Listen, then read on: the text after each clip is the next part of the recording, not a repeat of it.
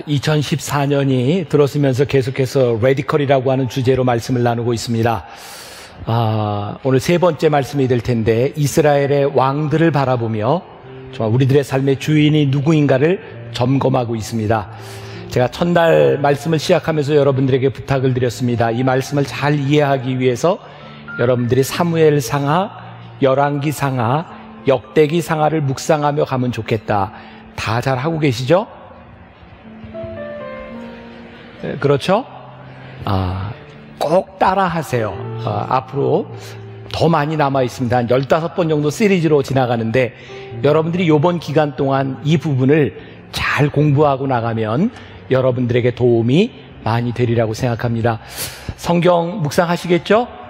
네, 그렇게 믿고 제가 말씀드리겠습니다.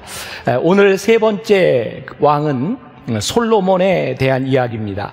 오늘의 제목은 양다리는 불순종이다, 이런 제목으로 말씀을 나눕니다. 솔로몬에 대한 이야기는 우리가 익히 들어서 알고 있고, 솔로몬에게는 배울 점이 참 많이 있습니다. 무엇보다도 그가 왕이 된 후에 1000번째로 하나님께 나아간 후에 하나님께서 솔로몬에게 내 소원이 무엇이냐고 이야기할 때 하나님의 마음을 기쁘게 했던 사람, 그래서 하나님의 축복을 참 많이 받았던 사람이 솔로몬입니다. 그런데 오늘 우리가 읽은 본문 말씀이 이렇게 시작하고 있습니다. 솔로몬이 마음을 돌려 이스라엘의 하나님 여호와를 떠남으로. 유진 피터슨의 메시지 성경을 보면 여기 마음을 돌려라고 하는 말을 아주 극단적으로 표현하고 있습니다. 솔로몬이 이스라엘의 하나님을 버렸으므로. 이 말이 맞는 것 같아요. 마음이 떠나면, 마음이 돌아가면 하나님을 버린 것과 진배 없습니다. 솔로몬은 왜 하나님을 떠나 그가 양다리를 걸치게 되었을까요? 솔로몬은 정말 많은 축복을 받았습니다. 이스라엘에서 가장 큰 부와 명예, 땅을 차지했던 사람입니다. 그런데 그가 가지고 있었던 그 많은 축복들, 언제부터인가 그가 그것을 지켜야 되겠다는 생각이 들었던 것 같습니다. 내가 이것을 지키려면 안전한 보험을 들어야 되겠다.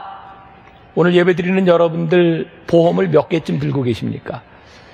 지난번 방송에 보니까 한 사람이 평균 4개에서 5개 정도 보험을 들고 있다 그러는데, 보험들 다 드셨어요? 보험 드세요. 제가 여러분들 비난하거나 욕하지 않습니다. 보험을 들고 여러분들 잘 준비하십시오. 이거 잘못된 거 아닙니다. 제가 그런데 여러분들에게 이런 구분을 말씀드리고 싶습니다. 여러분들이 미래를 준비하는 것, 그래서 보험을 드는 것은 하나도 잘못되지 않습니다. 그렇게 살아야 합니다. 그러나 보험을 드는 것이 단순히 미래를 준비하는 차원이 아니라 하나님을 믿지 못하기 때문에 보험을 믿는다라고 생각하면 여러분들께서 믿음이 떠나간 것은 아닌가라는 생각이 듭니다. 자, 좀 구분하십시오. 보험이 잘못된 것은 아니지만 보험이 여러분들을 지켜줄 것처럼 착각하지 말라는 것입니다. 보험은 우리들이 살아가는 삶의 툴, 도구는 될 수 있지만 여러분들에게 우상이 될 수는 없는 겁니다. 하나님이 솔로몬을 축복해 주셨는데 그가 많은 부를 가지게 되었을 때 하나님이 축복해 주신 것을 지키기 위해서 그가 택했던 보험이 무엇이냐면, 하나님이 아닌 주변에 있는 많은 왕들과의 계약 결혼을 통해서, 그 결혼 관계를 통해서 자기를 지켜나가려고 합니다. 신기하죠? 하나님께서 주셨는데 그것을 지키기 위해서 다른 무엇이 필요하다고 생각했을 때 그는 그의 마음이 하나님을 돌아서 하나님을 떠나간 것이다. 오늘 우리가 읽지 않은 본문 가운데 열왕기상 6장 38절에 보면, 11째 해 불월 곧 8째 달에 그 설계와 식양대로 성전 건축이 다 끝났으니, 이 성전은 예루살렘 성전입니다. 솔로몬이 7년 동안 성전을 건축하였더라. 열왕기상 7장 8절에 보면 솔로몬이 거처할 왕궁은 그 주랑 뒤 다른 뜰에 있으니 그 양식이 동일하며, 뭐와 동일할까요? 예루살렘 성전과. 솔로몬이 또 그가 장가든 바로의 딸을 위하여 집을 지었더니 그 주랑과 같더라.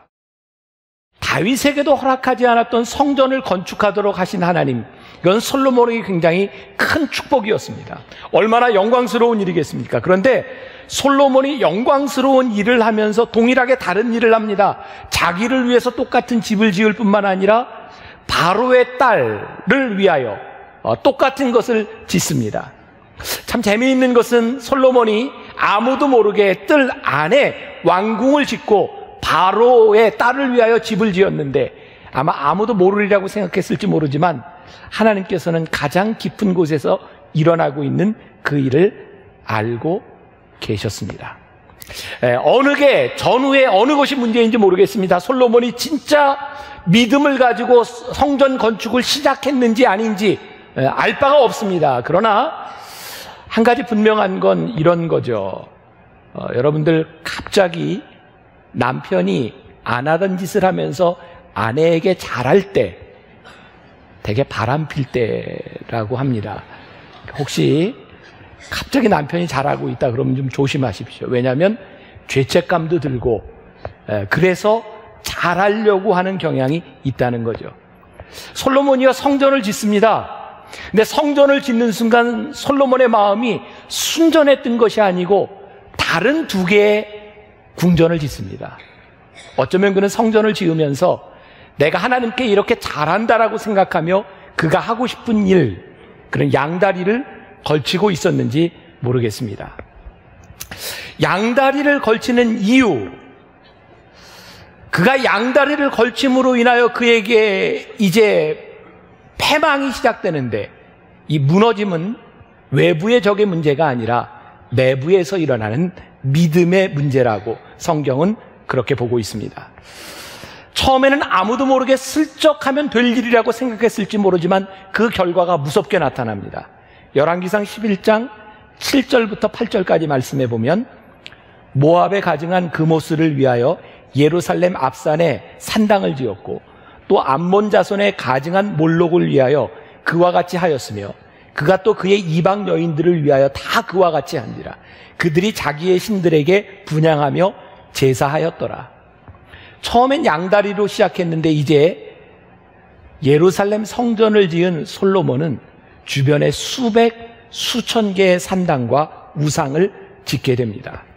무서운 일입니다. 오늘 여러분들에게 제가 정말 무서운 이야기를 할 수 있겠다 싶은데, 여러분들이 하나님을 예배하며 오늘 여러분들이 예배하는 것 때문에 여러분들이 이렇게 생각할 수 있겠다는 거예요.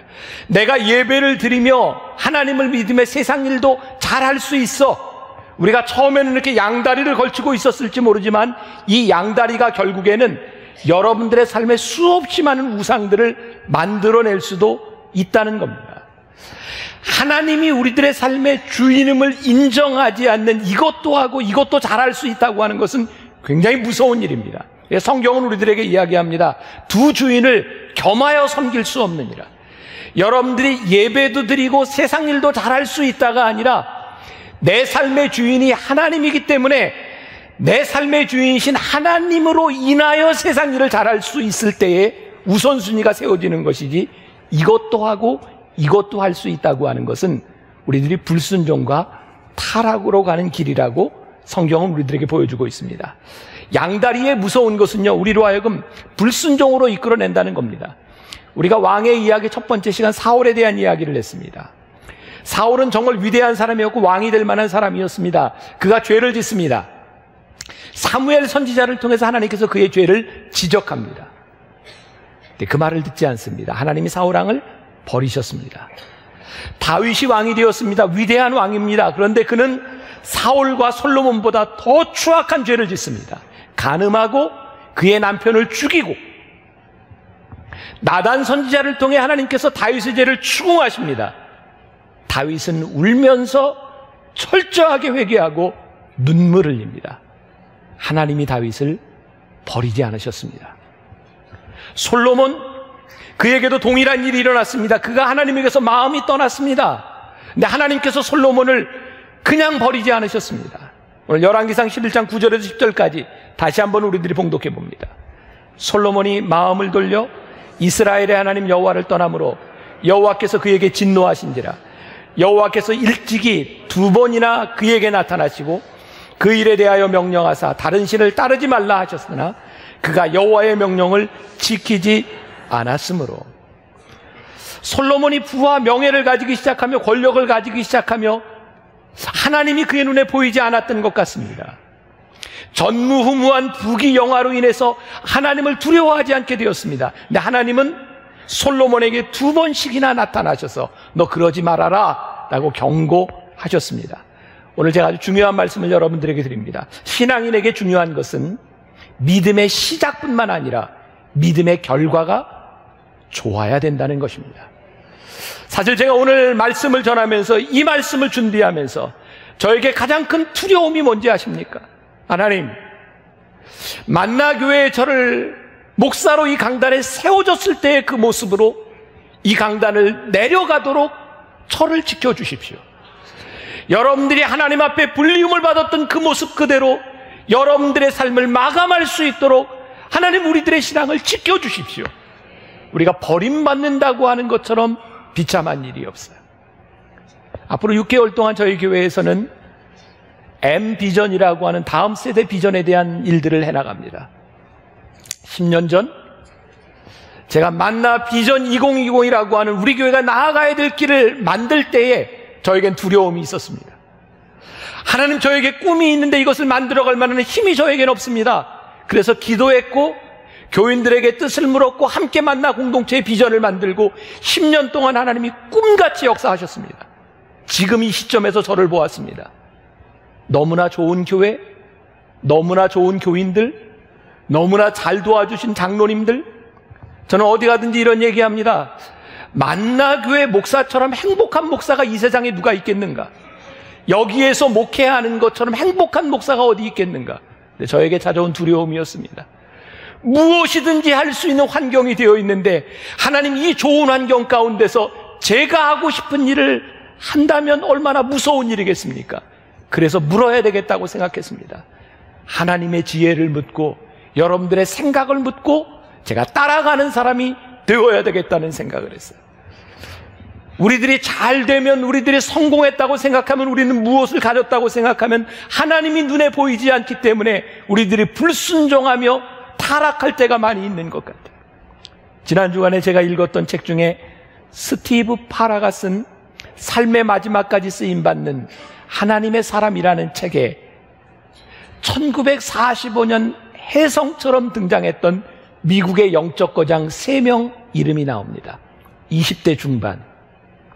제가 3명을 이야기할 테니까 여러분들이 아는 사람이 누가 있는지 보세요. 첫 번째, 빌리 그레함. 두 번째, 척 템플턴. 세 번째, 브론 클리포드. 몇 명이나 아세요? 빌리 그레함. 다른 사람은 여러분들 잘 모를 겁니다. 1945년에 이 셋이 20대 중반의 나이에 기독교계의 혜성처럼 나타났다. 그리고 빌리 그레함은 이 셋 중에 가장 뒤떨어진 사람이었다고 합니다. 척 템플턴이 설교를 했을 때 한 신학교의 총장은 이렇게 말을 했답니다. 오늘날 미국 전역에서 가장 뛰어난 은사를 가진 설교자다. 척 템플턴은 빌리 그레함 목사님과 함께 친구로 10대 선교회를 섬기는 그런 사람이었고 복음주의 진영의 차세대 주자라고 불리우는 사람이었지만 그는 신앙을 버리고 떠납니다. 브론 클리포드는 1945년 이렇게 평가합니다. 수세기에 걸쳐 한번 나올까 말까한 가장 유능하고 훌륭한 설교자다. 20대 중반에 그의 설교를 들으려고 플로리다 마이애미에서는 수천 명의 사람들이 체육관 밖에서 진을 치고 기다려야 했다고 이야기를 합니다. 베일러 대학에서 설교를 할 때 베일러 대학의 총장은 그의 설교를 방해하지 않도록 모든 수업의 종을 치지 말라라고 할 정도의 뛰어난 설교가. 그는 잘생겼고 말을 잘하는 사람이었고 영화의 주연으로 캐스팅이 될 뻔하기도 한 사람. 1954년 10년이 지났을 때 그는 가족도 잃고 건강도 잃고 사역도 잃고 생명을 잃습니다. 이 파라는 그의 책에서 이렇게 얘기합니다. 우리나라 상황은 좀 틀릴지 모르지만 20대 초반에 하나님께 불리움을 받았던 사람들 중에 60이 넘어서까지 사역하는 사람은 10%밖에 되지 않는다. 불리움을 받은 것이 문제가 아니라 끝까지 믿음을 지키는 것이 문제다. 우리 그리스도인의 삶에 있어서 가장 중요한 것은 어떻게 시작하느냐의 문제가 아닙니다. 어떻게 여러분들이 믿음으로 끝맺느냐에 대한 문제입니다. 오늘 이 말씀이 솔로몬이 우리들에게 주는 도전입니다. 사랑하는 여러분, 여러분들과 제가 하나님 앞에서 끝까지 믿음을 지키는 것, 그것이 승리하는 사람이 되는 것입니다. 여러분들이 지금 얼마나 많은 축복을 받았느냐, 그것이 중요한 것이 아닙니다. 솔로몬이 그의 부와 영화, 그의 권력을 지키려고 그가 보험을 들었던 방법은 다른 왕들과의 그런 관계에서 딸들을 후비로 맞는 일이었습니다. 굉장히 외로웠을 겁니다. 성공한 사람들에게 찾아오는 것은 외로움에 대한 문제입니다. 그러나 아무리 후비를 많이 들고 아무리 많은 보험을 그가 들어놨어도 그에게 불안함은 떠나지 않습니다. 외로움에 대한 문제는 그렇게 해결되는 것이 아니기 때문입니다. 헨리 나우엔이라고 하는 유명한 영성신학자가 이런 말을 했습니다. 외로움이란 불안한 감정이고 고독함이란 평안한 상태다. 이 외로움이라고 하는 영어에 loneliness라고 하는 말이 있고 고독이라고 하는 solitude라고 하는 말이 있습니다. 오늘 우리들에게 굉장히 중요한 이야기입니다. 우리들이 외로움이 찾아올 때 외로움을 극복하려고 하는 거 극복되지 않습니다. 우리들의 외로움은 외로움으로 끝나서는 안 되고 고독함 가운데 하나님을 만나야 하는 일입니다. 제가 조금 설명합니다. 솔로몬이 많은 후궁들을 들여서 그의 외로움을 극복하려고 했던 것은 그의 미성숙에 대한 문제입니다. 여러분, 어린아이들이요, 어렸을 때 엄마의 손을 떨어지지 않으려고 합니다. 조금만 떨어져도 웁니다. 왜? 아이는 불안하기 때문입니다. 그런데 어느 날 그 아이가 엄마의 손도 잡지 않고 엄마 아빠를 보지 않으려고 방에 들어가면 문을 잠급니다. 아이가 컸다는 얘기입니다. 그것은 외로움이 아니라 아이 스스로 고독함을 즐기려고 문을 닫고 들어갑니다. 그것은 성숙했다는 이야기입니다. 여러분, 우리들이 살아가면서 외로움을 느끼는 것, 그것은 우리의 문제를 해결하지 못합니다. 여러분들이 신앙이 성숙된다고 하는 것은 여러분들 스스로 하나님과 고독한 시간을 갖기 시작할 때 여러분들이 인격적으로 하나님을 만나며 여러분들의 삶을 점검하기 시작합니다. 그것을 우리가 QT, Quiet Time 이라고 이야기를 합니다. 조용한 고독의 시간. 이규현 목사가 쓴 그대 그대로도 좋다에 정말 멋진 표현이 나옵니다. 이런 표현은 들으면 감동이 들 듯도 합니다. 읽어드릴게요. 타인의 강요에 의해 독방에 들어가면 그것은 감옥이 되고, 내가 선택해서 감옥에 들어가면 그것은 수도원이 된다. 네. 제가 지난 2주간 미국에 있으면서 제가 이제 이사로 있는 학교에 졸업식도 참여하고 또 이제 이사회도 참여하고 시차 때문에 제가 매일 새벽 3시에 잠이 깼습니다. 새벽 3시에 잠을 깨고 아무도 방해하지 않는 순간 저에게는 솔리튜드, 고독의 시간이었습니다. 말씀을 읽고, 제가 내년도 1년 설교 계획을 그 몇 시간 동안, 며칠 동안 내년도 설교 아웃라인을 잡아가지고 오면서 저에게는 정말 놀라운 하나님이 저에게 주는 축복의 시간을 경험했습니다. 고독함은요, 우리로 하여금 하나님과의 관계를 새롭게 하는 시간입니다. 자주 떠나 있어야 되겠구나 라는 생각을 했습니다. 여러분들도 저와 좀 떠나 있는 게 여러분들을 좀 고독하게 할 수 있는 순간이 될 것 같습니다. 동의해 주셔야 제가 좀 떠날 것 같은데. 하나님과의 고독함, 그것은 우리로 하여금 새로운 관계를 만들어 갑니다. 불안하십니까? 외로우십니까? 외로움을 다른 것으로 채우려고 하지 마시고 고독함 가운데 들어가세요. 하나님과의 첫 번째 관계가 회복되기 시작할 때 우리의 삶이 다시 세워지기 시작합니다. 솔로몬을 바라보며 안타까운 것이 있습니다. 그가 순종으로 돌아갔더라면, 오늘 우리가 읽은 본문 말씀에 여호와께서 일찍이 2번이나 그에게 나타나시고, 그래서 솔로몬에게 경고하셨습니다. 다른 작은 나라들을 일으켜서 솔로몬을 대적하게 만들고, 또 여로보암을 통해서 나라가 찢어지는 그런 아픔을 경험하게 하시고, 근데 솔로몬이 거기에 마음을 닫습니다. 경고에 대해서 마음을 닫습니다. 하나님께서 2번씩이나 그에게 나타나셨는데, 오늘 저는 여러분들에게 그런 도전을 드리고 싶어요. 솔로몬에게 2번씩이나 나타나서 경고하셨던 하나님께서 여러분들에게 나타나시지 않겠습니까? 하나님은 여러분들에게도 나타나실 겁니다. 우리 교인의 이야기입니다. 제가 이름을 밝히지는 않는 게 좋을 것 같고, 아마 지금 예배를 드리고 있는지 2부 예배를 드렸는지 모르겠어요. 몇 달 전 저에게 유망한 청년 사업가가 등록을 했습니다. 저하고 처음 만나던 날, 제가 우리 교회로 이렇게 인도를 하던 그때, 처음 만났던 때, 그 큰 등치의 청년이 눈물을 뚝뚝 흘리며 이야기했습니다. 파란만장한 그의 스토리, 정말 하나님이 축복이 아니고는 설명할 수 없는 그의 사업, 하나님께서 꿈같이 축복하셔서 1년 매출이 400억이 넘어가는, 500억이 넘어가는 큰 기업을 이루었습니다. 저에게 이렇게 말하더라고요. 목사님, 두려운 마음이 듭니다. 꿈같이 일어난 이 축복을 어느 날 하나님이 꿈같이 다 가져가 버리시면 어떡합니까?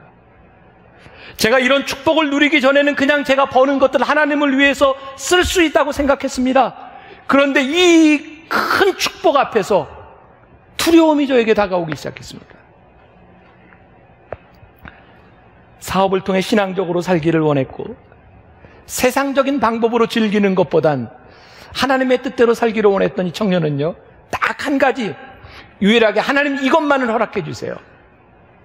왜냐하면 차를 사랑하는 거였습니다. 스포츠카.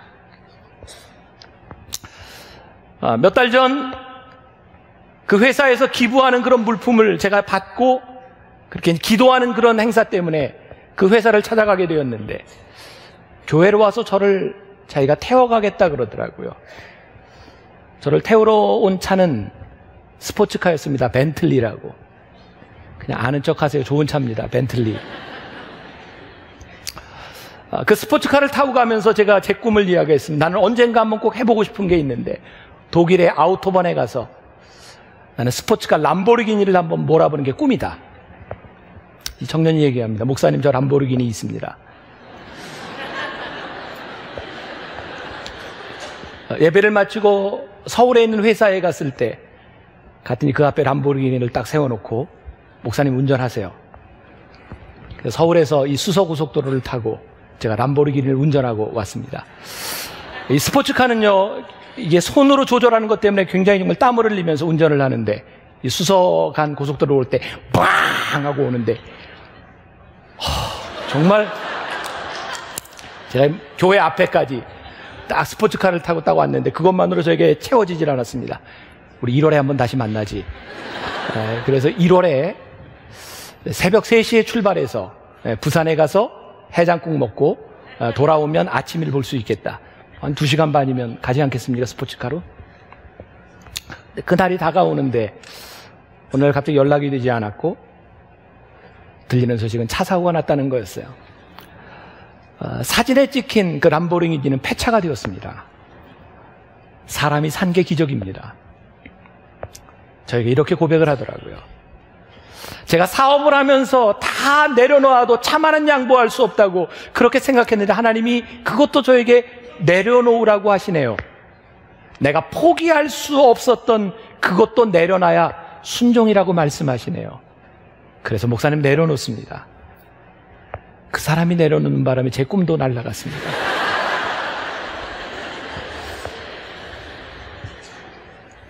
우리는 삶에서 언제나 변함없이 인도하시는 하나님의 손길을 경험합니다. 때로 그것은 경고로 다가올 때도 있습니다. 축복이 크면 클수록 우리들에게 불안함을 가져다 줍니다. 이것 이러면 어떡하나. 그러나 이 모든 것을 허락하신 하나님께서 하나님을 의지하지 아니하면 안 되고, 하나님을 의지할 때 지켜주신다고 하는 그 믿음, 여러분, 사업이 잘 될 때 우리들에게 찾아오는 불안함, 여러분들의 자식이 잘 될 때 우리들에게 찾아오는 불안함, 이번 세월호를 바라보며 우리들 부모들의 마음이 정말 아픈 건 저렇게 죽어간 아이들을 바라보며 우리 자식도 그럴 수 있다는 것 때문에 우리 마음이 더 아프고 힘들었던 것은 아닐까. 하나님께서 나에게 주신 것을 지키기 위해서 내가 무엇을 할 수 있지? 여기에 답이 없습니다. 왜? 그것은 여러분들이 할 수 있는 일이 아니기 때문입니다. 여러분들이 어떤 보험을 들어도 될 수 없는 일이기 때문입니다. 하나님은 우리들에게 말씀하십니다. 내가 끝까지 하나님을 의지하고 순종하고 맡겨라. 그것이 하나님이 우리들에게 하시는 말씀입니다. 제가 가끔 여러분들에게 이런 말을 합니다. 좋은 말 할 때 들어. 이 말이 여러분들에게 협박으로 들리세요? 사랑으로 들리세요? 네? 이렇게 협박이라고 얘기한 사람도 있는데 저 진짜 협박한 거 아닙니다. 그걸 사랑해서 한 말입니다. 좋은 말 할 때 들으세요. 이 말은 협박이 아니라 사랑하기 때문에 하는 말입니다. 하나님께서 솔로몬에게 2번씩이나 경고하셨습니다. 좋은 말 할 때 들어. 하나님은 솔로몬을 버리기를 원치 않으셨습니다. 그래서 솔로몬에게 2번씩 나타나서 말씀하셨습니다. 중요한 것을 깨닫습니다. 하나님께서 우리들에게 경고하실 때 이것은 협박이 아니라 기회구나. 여러분들에게 불안한 마음이 찾아왔을 때, 여러분들의 삶에 문제가 생겼을 때 그것은 심판이 아니라 기회이구나. 솔로몬의 가장 영화스러운 시대가 끝났습니다. 주옥 같은 잠언을 기록한 솔로몬, 그는 잠언에서 그리고 전도서에서 이렇게 이야기합니다. 전도서 1장 1절부터 3절. 다윗의 아들 예루살렘 왕 전도자의 말씀이라. 전도자가 이르되 헛되고 헛되며 헛되고 헛되니 모든 것이 헛되도다. 해 아래서 수고하는 모든 수고가 사람에게 무엇이 유익한가. 찬란한 인생을 살았으나 하나님을 떠났던 사람의 마지막 고백입니다. 자신의 인생의 영화를 놓지 않으려고 잡았던 또 하나의 손이 그의 인생을 허무하게 만들었습니다. 우리의 인생의 양다리는 보험이 아닙니다. 가장 확실한 보험을 놓치는 것입니다. 솔로몬이 오늘 우리들에게 주는 아주 중요한 교훈입니다. 제가 몇 년 전 이런 이야기 했던 것 같은데, 제가 군목으로 훈련을 받을 때, 장교 훈련을 받으면서 공수훈련의 전 단계인 막타우에 올라가서 뛰어내리는 훈련이 있었습니다. 13m 정도의 높이에서 모조 낙하산을 메고 뛰어내리는 훈련입니다. 조교는 뛰어내리는 모든 훈련생에게 이야기합니다. 무서우니까 사랑하는 사람의 이름을 부르며 뛰어내리세요. 그때 뛰어내리던 같이 훈련받던 목사님 중에 한 사람, 저와 내무반을 같이 쓰던, 제가 진짜 궁금했던 여러 여자에게서 연애 편지를 받던 목사님, 뛰어내릴 때 누구 이름 부를까? 뛰어내리는데 엄마, 그리고 뛰어내렸어요. 저는 뛰어내리면서 이렇게 뛰어내렸습니다. 인수가! 그리고 뛰어내렸어요. 많은 애인은 하나도 필요치 않습니다. 결정적인 순간에 필요한 것은 하나밖에 없는 사람입니다. 여러분들의 삶의 위기 가운데 여러분들을 붙잡아 주는 것은 여러 가지의 보험이 아닙니다. 여러분들이 끝까지 붙들어야 될, 놓지 말아야 될 믿음의 끈, 하나님이 여러분들을 지켜주실 것입니다. 솔로몬은 전도서 12장에서 이렇게 말합니다. 너는 청년의 때에 너의 창조주를 기억하라. 곧 곤고한 날이 이르기 전에, 너는 아무 낙이 없다고 할 해들이 가깝기 전에, 해와 빛과 달과 별들이 어둡기 전에, 비 뒤에 구름이 다시 일어나기 전에 그리하라. 양다리는 그의 삶에서 하나님에 대한 기억이 사라졌다는 이야기입니다. 곤고한 날이 이르기 전에 여호와를 기억하십시오. 오늘 하나님께서 여러분들의 삶에 경고하고 계심이 여러분들에게 은혜임을 고백하십시오. 경고가 지나면 곤고한 날이 이릅니다. 하나님은 여러분들이 곤고하기를 원치 않으십니다. 경고는 여러분들을 향한 사랑입니다. 인생의 황금기는 우리가 지금 누리고 있는 것이 아닙니다. 여호와를 경외함이 그 이름을 기억함이 멈추지 않을 때 우리는 끊임없는 인생의 전성기를, 황금기를 지나갑니다. 사랑하는 여러분, 여러분들을 부르셨던 그때, 여러분들이 인생을 마감하는 그때까지 변함없는 인생의 황금기를 가는 여러분들이 되시기를 주님의 이름으로 간절히 축원합니다. 자, 계속해서 우리들 왕에 대한 이야기로 누가 왕인가, 레디컬, 우리 믿음을 검증하는 시간을 가지고 있습니다. 물론 여러분들이 지금 성경을 잘 읽고 계시리라 생각합니다. 사무엘상하, 역대기상하, 열왕기상하 잘 읽고 계시죠? 그러니까 여러분들이 설교를 듣고 예배를 드리는데 마음이 편해야 되지 않겠습니까? 안 하고 오면 불편하잖아요. 그리고 이번 기회에 잘 익히세요. 자, 지도를 하나 좀 보겠습니다. 조금 복습을 하고 가야 될 것 같아요. 저 녹색 줄이 쳐진 데가 이스라엘의 통일 왕국 시대입니다. 자, 통일 왕국 시대 이스라엘은 3명의 왕이 있었습니다. 첫 번째 왕이 사울, 두 번째 왕이 다윗, 세 번째 왕이 솔로몬. 이렇게 3명의 왕에 걸쳐서 이스라엘은 통일 왕국 시대를 가지고 있습니다. 이제 솔로몬 왕 이후에 나라가 갈라지게 됩니다. 다음 지도를 한번 보여주세요. 자, 북이스라엘과 남유다. 오늘 여러분들이 이 서론을 이해하지 못하면 설교가 굉장히 지루하고 졸립니다. 자, 성경에 보면 이스라엘이라고 하는 말이 나오고 유다라고 하는 말이 나오고 있는데, 이스라엘이라고 하는 말이 나올 때는 저기 예루살렘을 기점으로 해서 저 위쪽 북이스라엘을 이야기합니다. 북이스라엘의 초대 왕이 여로보암입니다. 여로보암. 그리고 남유다는 바로 다윗과 솔로몬의 아들 르호보암에 의해서 남유다가 이어져 갑니다. 오늘 여로보암과 르호보암에 대한 이야기가 나오는데 이게 헷갈리면 여러분들 그냥 이제 끝나는 거예요.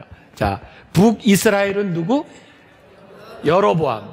남유다는 르호보암. 첫 번째 왕은? 두 번째 왕은? 세 번째 왕은? 제 마음에 안 찹니다. 다시 한번 이거 확실하게 하고 가요. 첫 번째 왕 사울, 두 번째 왕 다윗, 세 번째 왕 솔로몬. 여기까지가 통일왕국 시대. 그리고 나라가 갈라지는데 북이스라엘의 초대 왕은 여로보암, 남유다의 초대 왕은 르호보암. 그는 솔로몬의 아들입니다. 자, 여기까지 여러분들이 머릿속에 놓고 오늘 이제 말씀에 들어갑니다. 오늘 그 르호보암에 대한 이야기를 하게 되는데 오늘 말씀의 제목이 선한 일도 있었던 사람입니다. 선한 일도 있었던 사람. 그의 삶이 선한 사람 이렇게 끝났으면 참 좋았을 텐데 선한 일도 있었던 사람. 저는 운동을 굉장히 좋아합니다. 모든 운동을 다 좋아해요. 근데 저는 배우는 걸 별로 안 좋아합니다. 그냥 처음부터 그냥 시작했어요. 제가 한 20년 테니스를 치면서 저는 굉장히 공격적인 테니스를 칩니다. 스매싱을 이렇게 잘합니다. 여러분이 안 봤으니까 제가 잘 치니까 얘기하는데 사람들이 저에게 그런 얘기합니다. 목사님은 스매싱은 참 잘해요. 그 얘기가 별로 칭찬이 아닙니다. 스매싱은 잘해요. 이 스매싱도 잘해야 되는데 스매싱은 잘하는 게 이게 문제가 있습니다. 제가 수년 전에 북경 코스타에 유학생들을 위한 집회에 갔을 때 한국에서 온 목사님들을 환영하겠다고 거기 한 선교사님이 환영식을 했습니다. 목사님들 환영합니다. 제가 차력을 보여드리겠습니다. 그러더니 여러분들 그 생수통 큰 거 있잖아요. 파란 거. 그거를 딱 가져오더니 한쪽 코에다 대고 하니까 생수통이 쫙 찌그러들어요. 그리고 하니까 다시 쫙 펴지고 파인애플을 가져와. 그러더니 파인애플을 딱 놓고 손가락을 가지고 딱 하는데 파인애플이 뚫어집니다. 여러분 사과를요 이렇게 놓고 손으로 그냥 탁탁 하는데 사과가 반씩 이렇게 딱딱 잘려나갑니다. 보통 사람이 아니에요. 그분이 요즘은 그 격투기를 하면서 이렇게 뭐 도장 깨기 뭐 이런 것도 한대요. 이분이 찬양을 하는데 정말 하이 테너로 화음을 넣는 걸 보니까 너무 멋진 거예요. 그분에게 물었습니다. 도대체 선교사님은 못하는 게 뭡니까? 그분의 이야기가 참 인상적이었습니다. 저 목회 말고는 다 잘합니다. 물론 그분이 겸손하게 한 이야기였겠죠. 사실은 좋게 말고 다자라는 것, 그 소용이 없는 것 아니겠습니까? 제가 오늘 이 르호보암에 대한 이야기를 하면서 그가 선한 일도 있었다. 이거 가지고는 안 되는 겁니다. 선한 일도 있어야 되는 거죠. 선한 사람이 되어야 해요. 오늘 7시에 우리 수험생들을 위한 작전 타임이 있었습니다. 제가 학생들에게 이런 얘기했습니다. 얘들아, 너희들이 공부는 잘하는 사람이 될 거냐, 너희들이 공부도 잘하는 사람이 될 거냐. 하나님의 사람은 공부는 잘하는 사람, 그것이 필요한 것이 아니라 공부도 잘하는 하나님의 사람이 필요하다. 여러분들이 하나님의 축복을 받는 것, 그것으로 끝나는 것이 아니라 여러분들의 삶이 전 인격적으로 하나님 앞에 올바로 서야 되는 겁니다. 이 르호보암은 이런 면에서 우리들에게 아주 중요한 교훈을 주고 있습니다. 오늘 르호보암의 그 솔로몬의 아들 르호보암을 보면서 저는 그런 생각합니다. 부자는 망해도 3대는 간다는 말이 여기에서 이해가 됩니다. 솔로몬이 가지고 있었던 비극, 지난주에 우리들이 배웠죠. 솔로몬의 비극은 축복을 받지 못했기 때문이 아닙니다. 그가 받은 축복을 누리지 못했기 때문입니다. 제가 오늘 여러분들에게 신앙의 도전을 드리려고 하는 것은요, 여러분들이 오늘 하나님을 믿는 사람으로 여기에 예배 드린다고 하는 것은 여러분들은 이미 축복의 반열에 들어온 사람입니다. 문제는 우리들이 하나님께서 우리들에게 주신 이 축복을 우리들이 누리지 못하고 자꾸 잊어버린다는 겁니다. 지난 시간에 그런 얘기했죠. 참 아이러니하게도 솔로몬은 하나님께로 받은 그 축복을 지키기 위해서 세상의 방법을 찾았다는 거예요. 참 재밌지 않습니까? 여러분들이 하나님께 축복을 받았는데 하나님의 방법으로 살아야지 왜 자꾸 세상의 방법을 찾아가며 우리들에게 주신 축복을 누리지 못하는 것입니까? 제가 얼마 전에 어떤 목사님들, 미국에 있는 목사님들과 이야기를 나누는데, 여러분 수년 전에 미국 뉴올리안스에 큰 이렇게 비가 오면 태풍 카트리나가 지나가면서 아주 그냥 도시가 초토화가 됐습니다. 거기에 한국 교회들도 몇 교회가 있어서 당시 한국 교회에서 모금을 해서 그 교회에 후원금을 보냈답니다. 근데 비극적으로요, 그 후원금 때문에 후원금을 어떻게 쓸까 회의를 하다 교회가 갈라지고 깨지고 교회가 없어져 버렸답니다. 우리가 어려움을 당하며 우리들에게 오는 축복, 그것이 축복으로 우리들에게 소유되지 못하면, 축복이 깨어지면 우리는 참 비참하다는 생각이 들어요. 저는 저희 아버님이 돌아가시고 저희 아버님이 우리들에게 주신 제일 큰 축복은 물질을 유산으로 남겨주지 않았다는 겁니다. 저희 아버님 돌아가시고 저희 사남매가 물질 가지고 싸울 일이 없었다는 것이 가장 큰 축복이라고 생각해요. 저희 아버님이 우리들에게 남겨주신 것은 신앙의 유산이었습니다. 여러분, 하나님을 믿는 여러분들의 삶에 주어진 축복들이 그것이 축복으로 유지되지 않으면, 여러분들이 불순종으로 하나님을 떠나면 축복이 재앙이 될 수 있다고 하는 것이 참 두려운 일이고, 그것을 솔로몬을 통해서, 오늘 르호보암을 통해서 하나님께서 우리들에게 보여주고 계시는 겁니다. 참 흥미로운 일은 르호보암이 제대로 잘 나가는 사람이었기 때문이 아니라 조금 아까 이야기했던 북이스라엘의 여로보암, 북이스라엘의 여로보암, 르호보암하고 헷갈리지 마세요. 솔로몬 왕 때 솔로몬이 하나님의 말씀에 불순종함으로 인해서 공사장의 감독이었던 여로보암을 택하셔서 하나님이 축복하십니다. 그에게 10지파를 다스릴 수 있도록 이렇게 하시죠. 솔로몬 왕이 죽고 난 다음에 이 여로보암이 르호보암을 찾아옵니다. 당신의 아버지 솔로몬은 이 나라를 유지하기 위해서 우리들에게 세금을 많이 부과했는데 당신은 그러지 마십시오. 근데 르호보암이 말을 듣지 않습니다. 나라가 갈라집니다. 하나님께서 이스라엘을 사랑하셔서 10지파를 여로보암에게 주셨는데 여로보암이 그 나라를 잘 다스리지 못합니다. 르호보암의 나라가 남유다가 유지될 수 있었던 것은 르호보암이 잘했기 때문이 아니라 여로보암이 북쪽에서 죽을 썼기 때문입니다.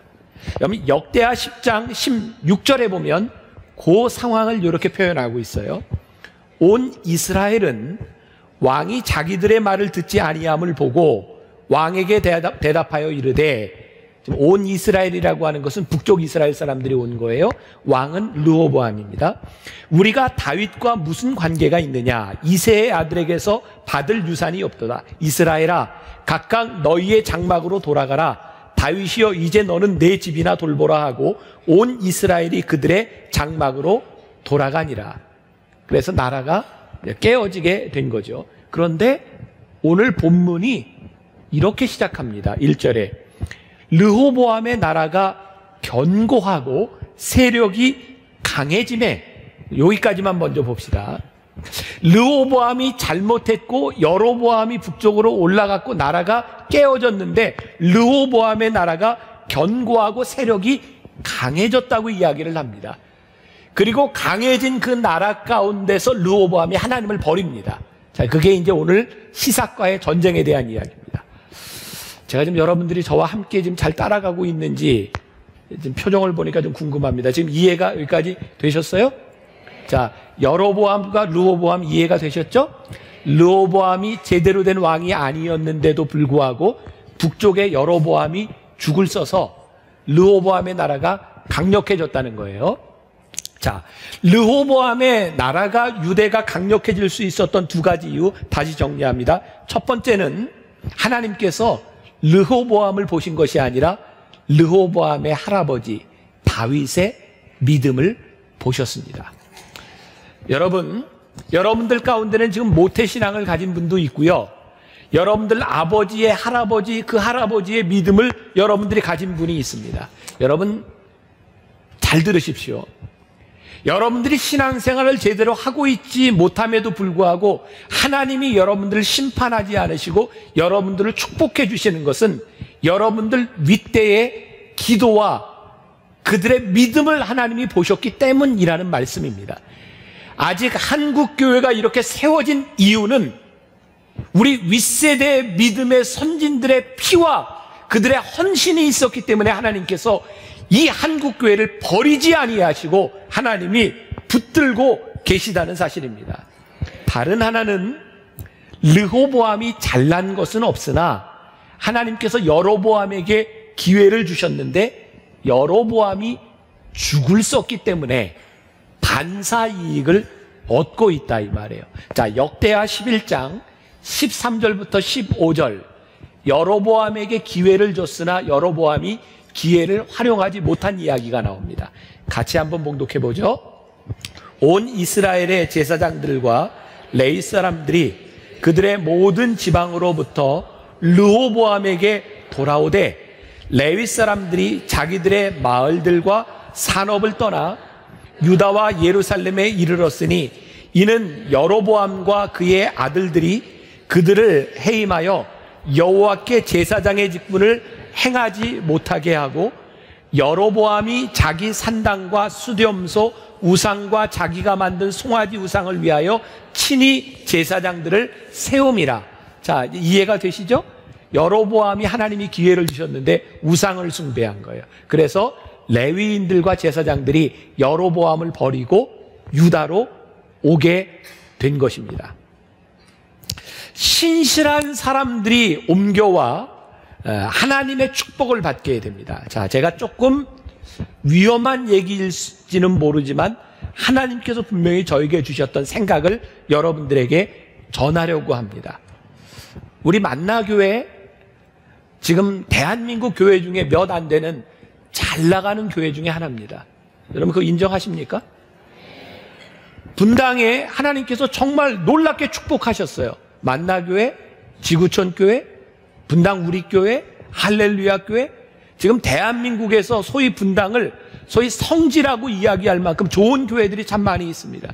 근데 제가 오늘 말씀을 묵상하다가 하나님 앞에 참 두렵다는 생각이 들었습니다. 하나님 진짜 만나교회와 분당에 있는 교회들이 잘해서 교회가 부흥하고 있습니까?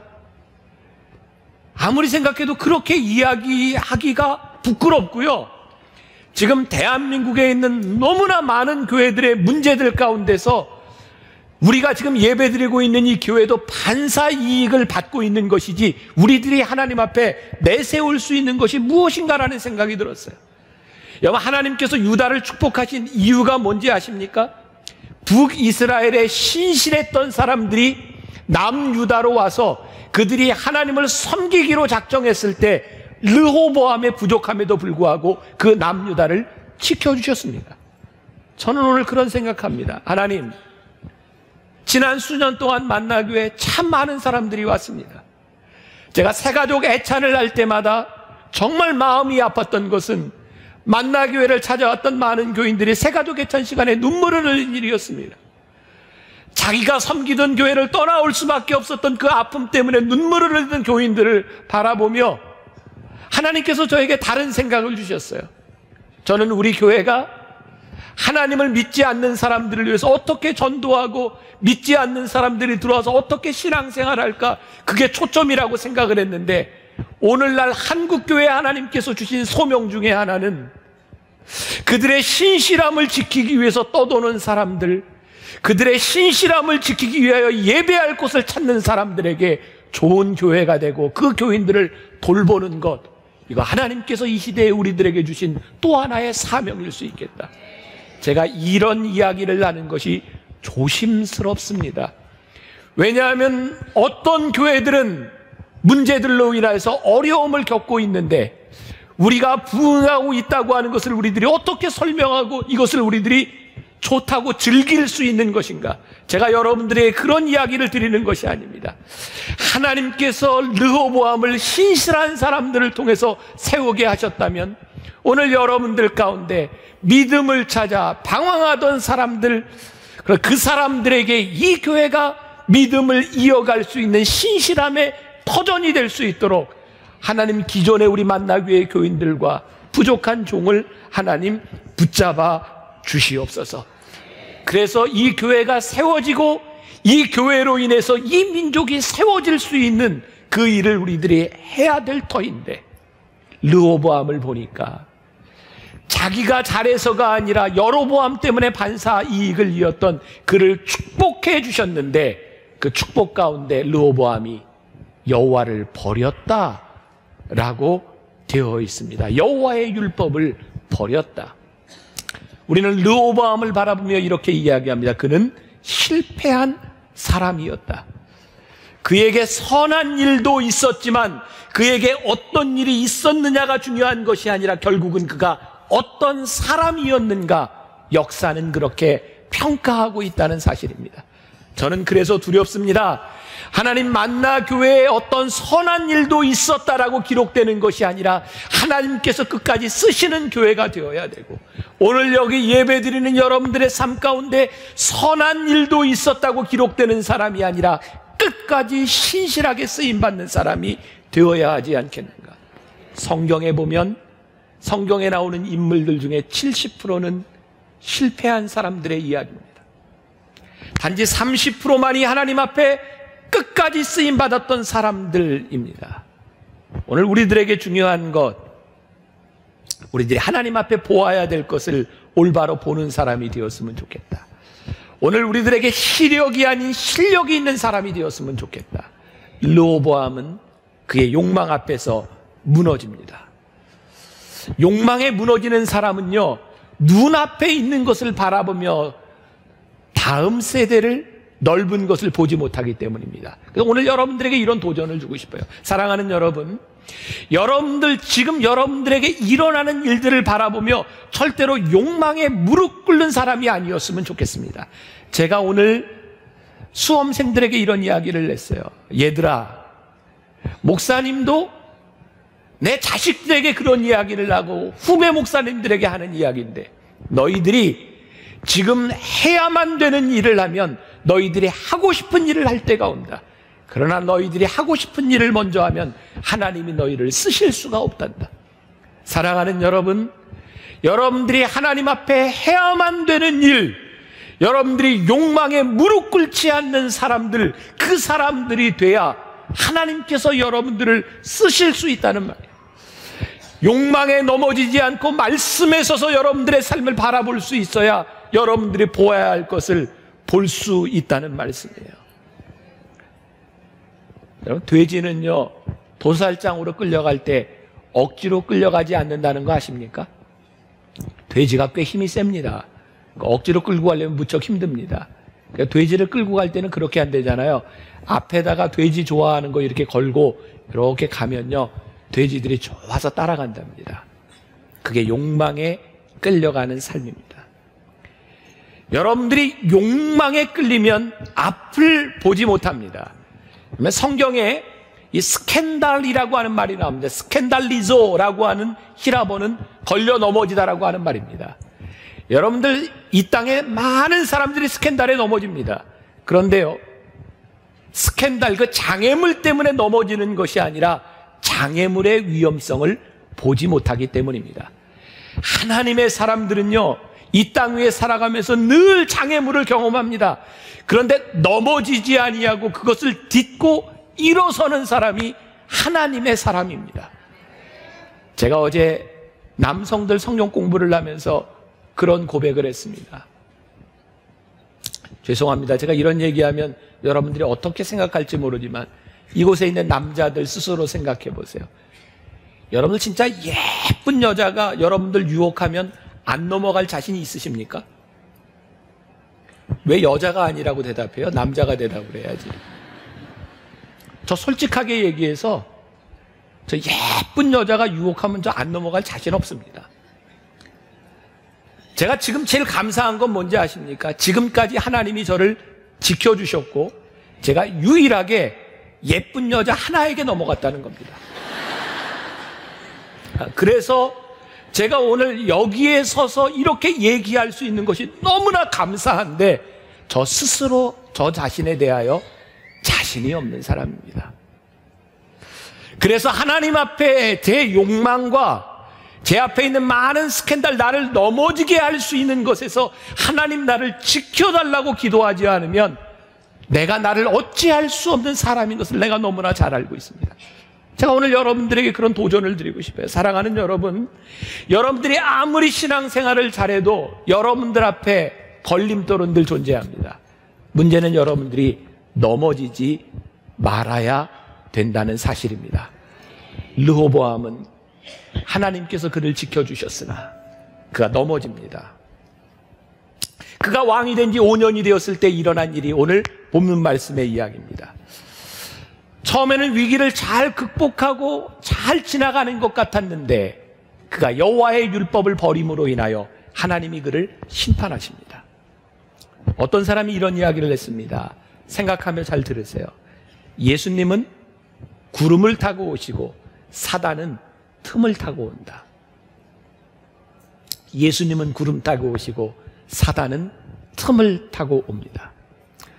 여러분들이 축복받고 여러분들이 하나님의 은혜 가운데 살아가고 있으나 사단은 여러분들에게 늘 찾아오려고 합니다.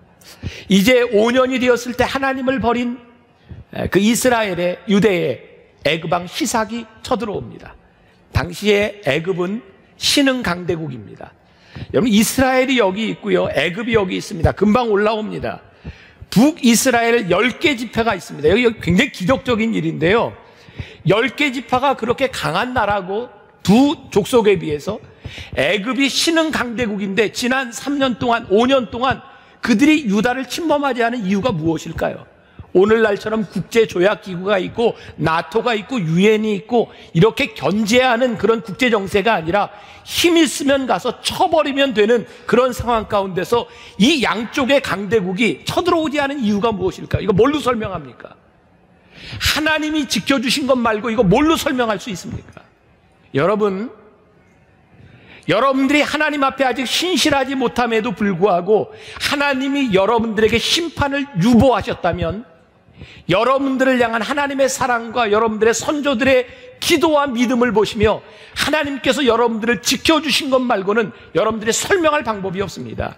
그런데 그럼에도 불구하고 르호보암이 하나님을 떠났을 때, 율법을 버렸을 때 심판이 옵니다.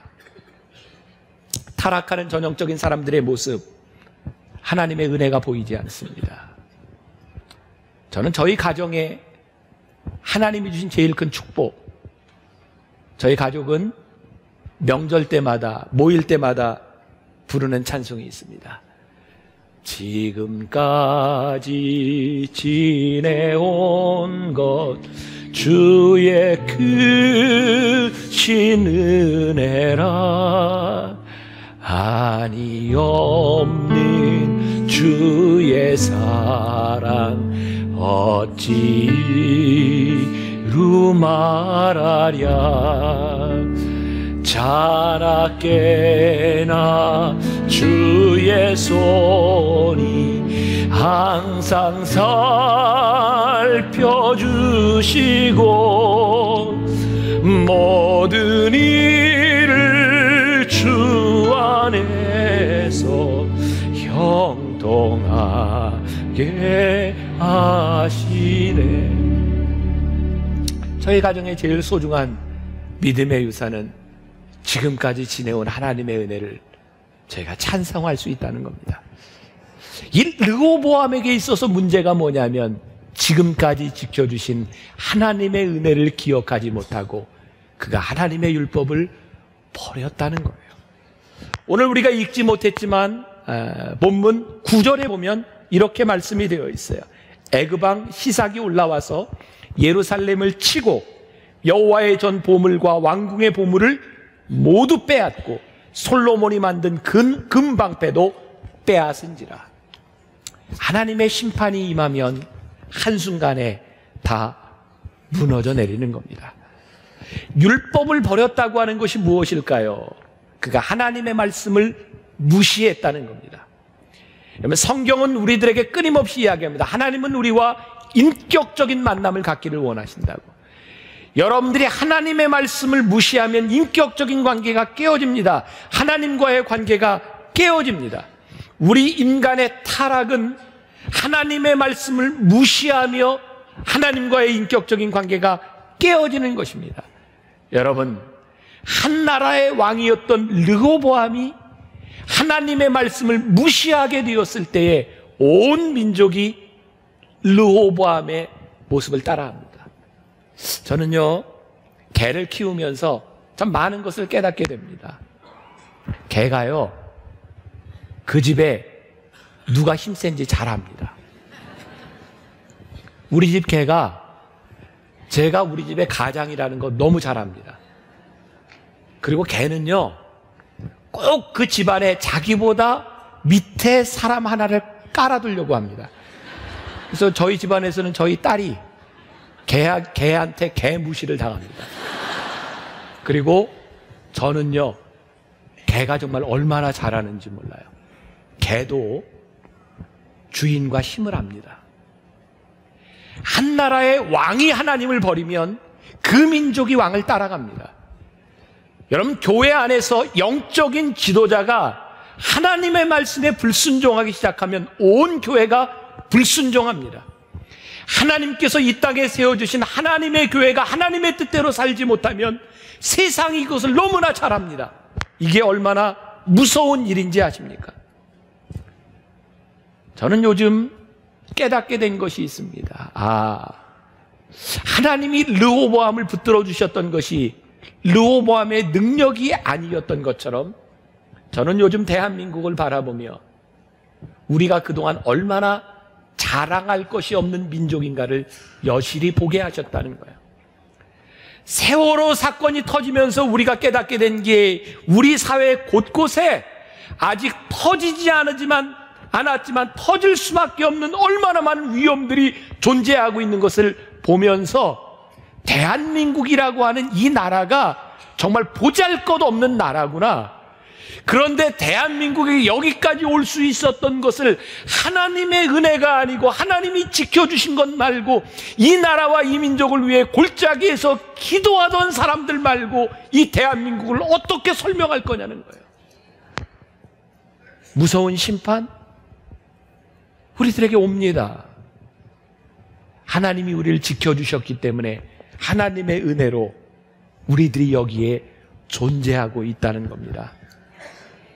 세상의 왕 시삭의 종이 되어 그것이 얼마나 비참한 일인지 오늘 우리가 다 읽지 못했던 본문 말씀 8절 한번 같이 보겠습니다.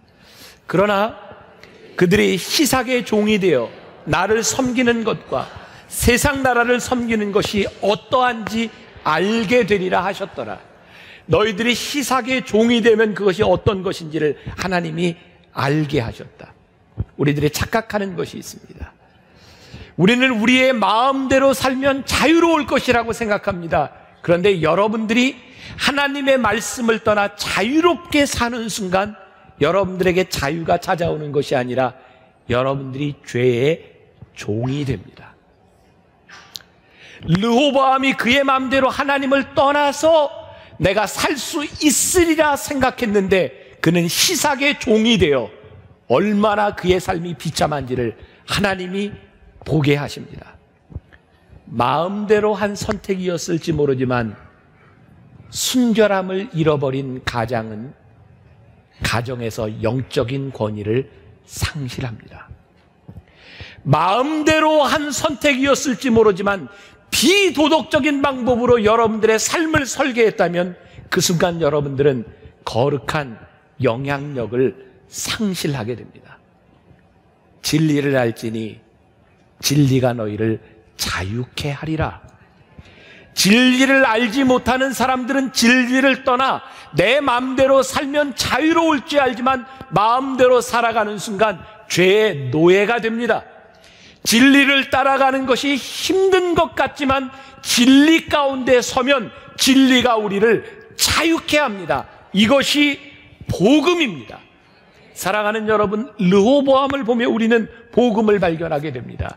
하나님께서 끊임없이 르호보암의 잘못을 바라보며 심판하시려 하지 아니하고 르호보암에게 남아있는 작은 선함을 바라보시며 이스라엘을 구원하기를 원하셨다는 사실입니다.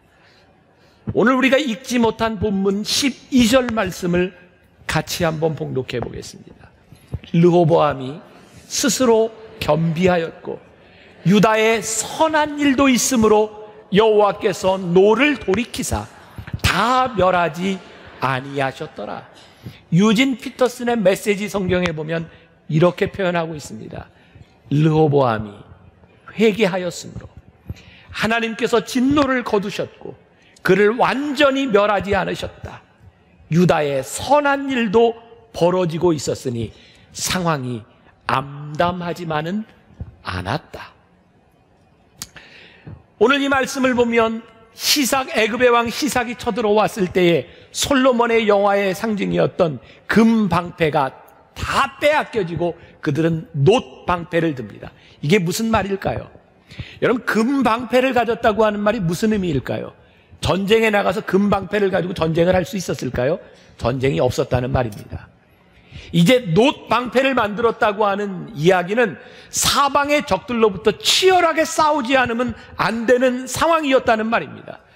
바로 그 상황에 르호보암이 스스로 겸비함을 보시고 하나님이 르호보암을 유다를 멸하지 않으시고 그들을 살려두셨다. 저는 오늘날 한국교회와 우리들의 믿음과 우리의 신앙을 바라보며 하나님, 우리가 불순종함으로 인하여 우리들의 잘못함으로 인하여 금방패를 잃어버렸을지 모르지만 우리들이 놋방패를 들고 수많은 적들로부터 우리를 보호해야 되는 그런 어려움 가운데 있었을지 모르지만 하나님께서 우리의 스스로 겸비함을 보시고 우리의 회개함을 보시고 우리를 버리지 아니하실 것이라고 하는 것, 그것이 오늘 우리들에게 복음이고 하나님께서 오늘 우리들에게 르호보암을 통하여 주시는 교훈입니다. 오늘 여러분들에게 이런 도전을 드리고 싶습니다. 여러분들의 인생에 선을 행한 일도 있었다, 그런 인생이 아니라 끝까지 선한 삶을 살았다.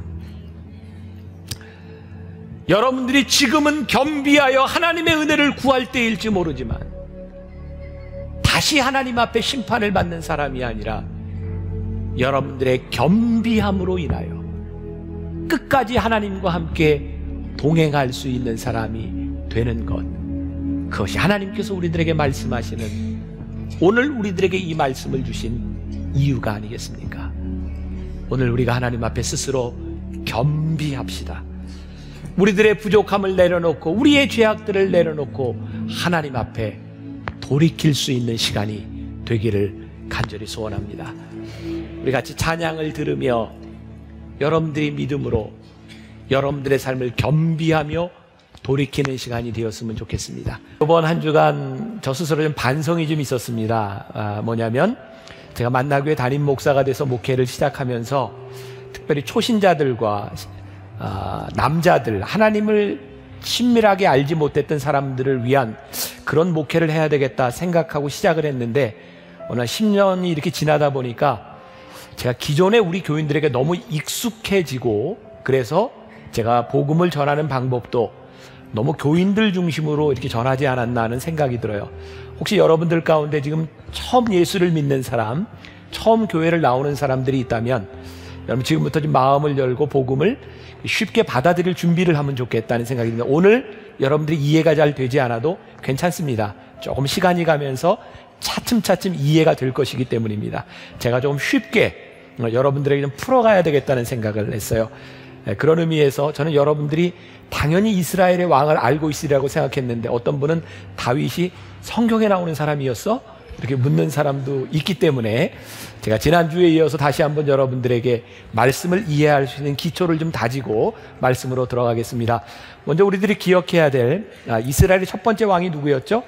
사울, 그 다음이 다윗의 아들 솔로몬. 자, 지도를 하나 띄워주면 이 사울과 다윗과 솔로몬 시대를 가리켜서 우리들이 통일왕국 시대라고 이야기를 합니다. 이스라엘도 통일되었던 시기가 있습니다. 저 시기는 약 BC 1000년경입니다. 지금부터 3000년 전의 이야기죠.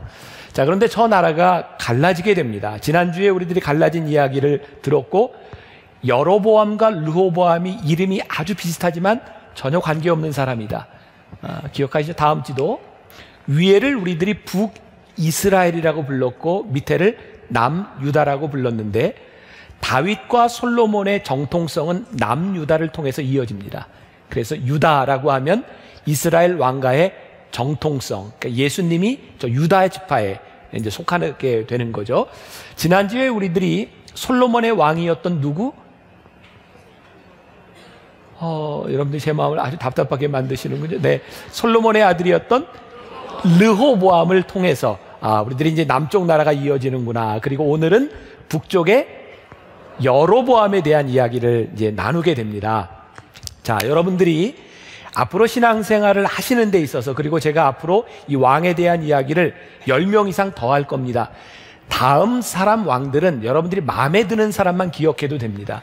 그런데 지금까지 이 5사람은 아주 중요하게 말씀들과 연관이 되어 있기 때문에 이 사람들 정도는 외우는 게 정신 건강에 아주 좋습니다. 안 그러면 여러분들이 말씀을 들을 때마다 힘들어지기 때문이에요. 자, 다시 이스라엘 첫 번째 왕 사울, 두 번째 왕 다윗, 세 번째 왕 솔로몬, 그리고 북쪽 이스라엘은 여로보암, 남쪽 유다는 르호보암. 여기까지는 여러분들이 이렇게 머릿속에 쫙 담아놓고 계속해서 말씀을 들으면 유익할 거고요. 그리고 여기에서 여러분들 가운데 조금 더 나는 성경을 알기를 원한다는 마음이 있을 때는 사무엘 상하, 열왕기 상하, 역대기 상하를 여러분들이 이번 기회에 읽으면 앞으로 성경을 이해하는 데 도움이 많이 될 거라는 생각이 들어요. 신앙은 노력이 필요합니다. 여러분들의 의지가 필요하고 말씀 공부가 필요하고 이번 기간 중에 여러분들에게 좀 그런 말씀을 좀 읽는 그런 운동이 일어나면 좋겠다. 끝까지 안 되는 사람은 이제 팔자련이 하고 그냥 사시면 돼요. 저도 몰라요. 자, 오늘 열심히 그런데 마음대로라고 하는 제목으로 말씀을 나누게 됩니다. 오늘은 여로보암의 이야기입니다. 제가 말씀을 준비하며 읽었던 여러 책들 중에 어떤 잡지에 정치가란 이렇게 이야기를 했더라고요. 오전 내내 사무실에서 골프 얘기만 하다가 오후 내내 필드에서 정치 얘기를 하는 사람들, 그 사람들이 정치인이래요. 두 종류의 교회가 있답니다. 하나는 반짝반짝 빛 가운데 걸어가는 교회와 빛 가운데 걸어가는 교회, 두 교회가 있다 그래요. 제가 왕에 대한 이야기를 나누면서 여러분들이 계속해서 이런 질문을 던집니다. Radical faith죠. 아주 본질적인 신앙에 대한 문제. 누가 왕인가? 결국 우리들의 삶에 나타나는 이야기들도 결단의 문제고 선택에 대한 문제입니다. 성경은 우리들에게 절대로 운명론적으로 이야기하지 않습니다. 오늘 이 여로보암이라고 하는 인물을 바라보면서 이건 운명론적으로 설명이 안 되는 사람입니다. 이 성경의 여로보암은 앞으로 여러분들 배울 왕들에게서 끊임없이 좋지 못한 왕으로 나옵니다. 하나님은 선한 의도로 여로보암을 세우셨는데 여로보암은 우상을 숭배함으로 인하여 앞으로 다음 세대 왕에게 죄의 근원을 남기는 사람으로 계속해서 기억됩니다. 이 여로보암을 생각하며 말씀을 준비하다가 저에게 떠올랐던 사람이 빌라도였습니다. 인류 역사상 가장 많은 욕을 먹은 사람 하나를 꼽으라면 빌라도입니다. 지난 2000년 동안 전 세계의 모든 교회들은 사도신경을 외울 때마다 본디오 빌라도에게 고난을 받으사 십자가에 못 박혀 죽으시고 이런 빌라도에 대한 욕을 많이 했어요. 근데 어떤 분들에게 의문이 생깁니다. 왜 빌라도는 저렇게 욕을 먹어야 됩니까? 하나님께서 우리 인류를 구원하기로 마음 먹으셨고 예수님이 십자가에 달려 돌아가시게 되는 상황이라면 빌라도는 운명적으로 그 역할을 해야 되는 사람이 아니었겠습니까? 어떻게 보면 맞는 말 같은데 하나님은 절대로 우리의 삶을 운명적으로 만드시지 않았습니다. 이런 표현을 씁니다. 도도하게 흐르는 역사의 흐름, 하나님의 구속의 역사는 분명히 우리를 구원하시려는 하나님의 역사 가운데 이루어지고 있습니다. 그런데 그 안에 일어나고 있는 모든 일들 가운데 하나님은 우리들에게 선택을 주셨어요. 빌라도는 예수님을 앞에 놓고 그가 선택할 수 있었습니다. 이렇게 말합니다. 빌라도가 아니면 누군가는 그 역할을 해야 되지 않습니까? 그렇습니다. 누군가는 그 역할을 할 것입니다. 그러나 성경이, 신앙이 우리들에게 묻는 것은 누군가의 이야기가 아니라 나에 대한 이야기입니다. 누군가 운명적으로 그렇게 돼 있지 않습니까? 그것이 아니라 우리들이 하나님 앞에서 어떤 선택을 하는가, 그것이 우리의 인생을 결정한다는 말입니다. 여로보암에게로 돌아가 봅니다. 하나님께서 여로보암을 택하신 이유는 솔로몬의 타락 때문이었습니다. 솔로몬은 1000명이 넘는 처와 첩을 두고 있었고, 그리고 그 여자들마다 가지고 있던 신을 만들어서 우상을 섬기게 됩니다. 하나님이 이스라엘을 멸망시키지 않은 이유는 다윗의 믿음, 다윗과의 약속 때문이라고 이야기를 했습니다. 솔로몬이 죽고 난 후에 그의 아들 르호보암이 왕이 되었습니다. 여로보암과 북쪽에 있었던 지파의 대표들이 르호보암을 찾아갑니다. 왕이시여, 당신의 아버지는 우리들에게 이렇게 무겁게 세금을 먹이고 우리를 힘들게 했는데 당신은 정치를 좀 잘해야 되지 않겠습니까? 근데 르호보암이 나는 아버지보다 더 할 것이다. 그리고 세금을 더 먹이고 더 어렵게 합니다. 이 강하게 나오는 사람들의 중심에는 열등감이 자리 잡고 있습니다. 제가 이 르호보암을 보면서 머릿속에 딱 떠오른 인물이 김정은이었습니다. 그가 왜 이렇게 강하게 나오는가? 그것은 불안함 때문입니다. 르호보암도 그 불안함으로 인하여 그가 자기의 권력을 지키기 위하여 강하게 나오고 있지만 그것은 역시 불안함이고 약함입니다. 그래서 하나님께서 여로보암에게 찬스를 주셨습니다. 12지파 중에 10지파를 데리고 내가 이 민족을 한번 세워봐라. 근데 여로보암에게 기회가 왔으나 문제는 오늘 여러분들이 좀 줄을 쳐야 될 부분인데 오늘 본문 말씀 26절입니다. 여러분들이 본문을 펴고 좀 하이라이트를 하면 좋겠어요. 26절 우리 같이 한번 읽어보죠. 그의 마음에 스스로 이르기를 나라가 이제 다윗의 집으로 돌아가리로다. 자, 이제 여러분들이 전 이해가 있기 때문에 이 말이 이해가 돼요. 다윗의 집으로 돌아가리로다. 우리 세 번째 지도 좀 잠깐 한번 띄워줘 보세요. 자, 저기 북이스라엘이 있고요. 남유다가 있죠. 색깔이 틀리죠. 바로 북이스라엘 밑에 무슨 도시가 있어요? 예루살렘. 저희가 수도일 뿐만 아니라 저기에는 예루살렘 성전이 있습니다. 다윗의 집이라고 하는 거, 여러분들 시온이라고 하는 말은 예루살렘 성전을 가리킵니다. 굉장히 상징적인 의미가 있죠. 하나님께서 여로보암에게 기회를 주셨는데 그의 마음에 스스로 이르기를 이제 북이스라엘의 나라가 다윗에게로 돌아가리라라고 하는 말은 예루살렘을 향하리라고 하는 말입니다. 자, 왜 그랬을까요? 성전을 지어주고 그 성전에서 예배를 드릴 텐데 이 여로보암에게 찾아왔던 불안감입니다. 하나님이 힘도 실어주시고 하나님이 택해 주셨는데 혹시라도 저 사람들이 다윗의 집으로 가면 어떡하나 라고 하는 불안함 때문에. 참 이상하죠. 하나님께서 그를 세워주셨는데 왜 그는 하나님을 신뢰하지 못했을까요? 이게 우리 신앙의 문제입니다.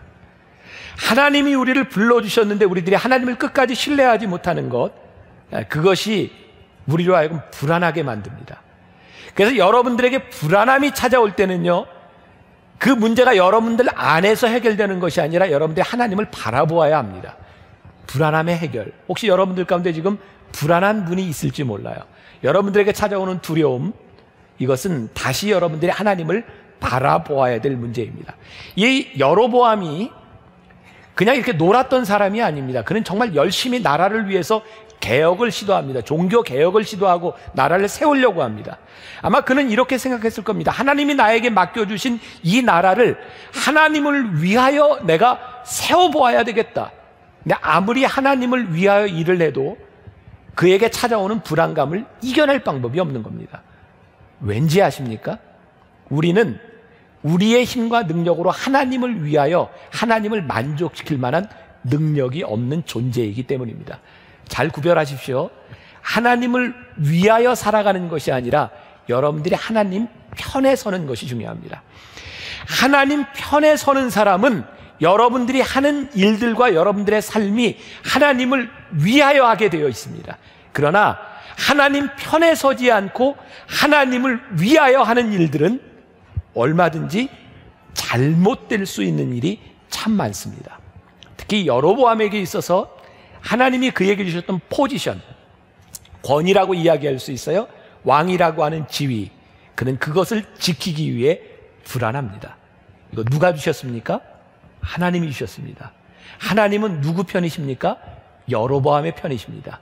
근데 여로보암이 자기의 포지션을 지키기 위하여 자기의 편이었던 하나님을 바라보지 않을 때 그는 인생에 악수를 둡니다. 제가 이 말씀을 준비하면서 제 모습이 떠올랐어요. 제가 만나교회 담임이 되었을 때 저에게 처음으로 들었던 생각은 두려움이었습니다. 11년 전 제가 40살에 만나교회 담임이 됐을 때, 만일 이 만나교회가 제가 처음부터 개척해서 이렇게 부흥된 교회였다면 그런 두려움이 없을 텐데, 전 이렇게 큰 건물이 존재하고 있던 교회의 담임 목사가 되었습니다. 저에게 찾아온 두려움은 제가 어떻게 이 교회에서 담임 목사로서 영적 권위를 가질 수 있을까라는 것이었어요. 아마 여기 오래된 분들은 기억하실 겁니다. 제가 만나교회 담임되고 1년 지났을 때 제가 변화산 새벽기도회를 준비해 놓고 설교를 하다가 제가 준비된 것이 아니었습니다. 그냥 제가 즉흥적으로 이렇게 얘기를 했습니다. 여러분, 변화산 교회 예배 잘 참석하십시오. 저는 이번 기간 제가 금식하며 이 집회를 인도하겠습니다. 저는 젊은 나이에 그까이 거 한 일주일 충분히 할 수 있을 줄 알았어요. 근데 금식하며 집회를 인도하는 게 너무 힘들었어요. 그리고 그렇게 3년을 했습니다. 제가 건강을 너무 의지하면서 사실 금식을 하고 나면 보식도 해야 되고 이런데 그런 거 하지 않았습니다. 금식 끝나면 먹고 싶은 거 먹고, 그리고 몇 년이 지나서 제 몸이 많이 아프고 힘들어졌습니다. 저는 정말 열심히 했는데 제 몸이 망가졌고 제 속에 있는 두려움들과 제 속에 있는 열등감은 해결되지 않았습니다. 그래서 저는 사람들을 만날 때마다, 저를 소개할 때마다 이런 이야기를 했습니다. 저는 어린 목사입니다. 왜냐면 제가 그렇게 얘기를 안 하면 저를 어리다고 보지를 않는 거예요. 그때나 지금이나 제 모습은 변한 게 없습니다. 저는 40밖에 안 됐는데 나를 좀 어리게 봐줬으면 좋겠는데, 그러면 좀 용서가 될 것 같은데, 지금도 우리 교회 장로님들 중엔 저보다 나이가 많은 분이 한 분도 없습니다. 10년 전엔 더 많은 차이가 났겠죠. 저는 불안했습니다. 두려웠습니다. 세상적으로 볼 때 저 사람의 영적 권위, 저 사람의 포지션은 어떤 연륜과 나이라고 하는 것이 참 중요하다고 생각했기 때문입니다. 그 불안함으로 제가 했던 열심은 저에게 찾아온 육체의 질병이었습니다. 어느 날 기도하는 중에 하나님이 저에게 깨닫게 하신 것이 있었습니다. 내가 너를 만나교회 담임 목사로, 영적 지도자로 세운 이유는 너의 나이 때문이 아니라는 것이었습니다. 하나님께서 저에게 맡겨주신 양들, 우리 교인들을 바라보며 내가 너를 목자로 세운 것은 너에게 그 양을 맡겨준 것은 너에게 영적 지도자가 되라고 너에게 맡겨준 것이다. 이것은 제 능력에 대한 문제가 아니었습니다. 그때 제 아내하고 둘이 이런 이야기를 했습니다. 그래, 하나님이 우리를 부르신 이유는 하나님이 우리를 영적 아버지와 영적 어머니로 부르셨어. 우리의 나이에 관계에 있는 것이 아니라 하나님이 나를 부르신 그 부르심 앞에 내가 더 이상 불안해하지 않고 내가 이 사명을 감당해야 되겠어. 그때부터 제가 교회에서 우리 장로님들에게도 이런 얘기를 했습니다. 저는 이 교회의 영적 아버지입니다. 제가 어떤 권위의식을 가지기 위해서가 아니라 하나님께서 나에게 주신 영적 권위는 권위의식이 아니라 저에게 사명이었기 때문입니다. 여로보암이 왜 불안해했을까? 하나님이 그에게 포지션을 주셨는데 그것을 유지하기 위한 불안함, 사실은 그를 부르신 하나님을 바라봐야 했는데 여로보암이 그렇게 못했던 것 같습니다. 그런 면에서 제가 여로보암보다는 훨씬 나은 사람인 것 같습니다. 제가 마음에 상처를 지금 많이 받았습니다. 여로보암은 불성실한 사람이 아니었습니다. 그는 단지 자기의 소견에 옳은 대로 열심이었습니다. 자, 오늘 여러분들이 읽은 본문 말씀 30절, 거기에도 여러분들이 하이라이트를 할 준비를 하셔야 돼요. 30절 같이 봅니다. 이 일이 죄가 되었으니, 거기에 밑줄 주세요. 이 일이 죄가 되었으니, 요걸 모티브로 여러분들이 읽어야 됩니다. 뭐냐면 이는 백성들이 단까지 가서 그 하나에게 경배함이다. 단이라고 하는 것은 이스라엘의 맨 북쪽에 있는 도시입니다. 31절 32절 제가 계속 읽습니다. 그가 또 산당들을 짓고 레위 자손 아닌 보통 백성으로 제사장을 삼고 8째 달 곧 그 달 15째 날로 절기를 정하여 유다의 절기와 이게 아주 비슷하게, 이거 중요한 말입니다.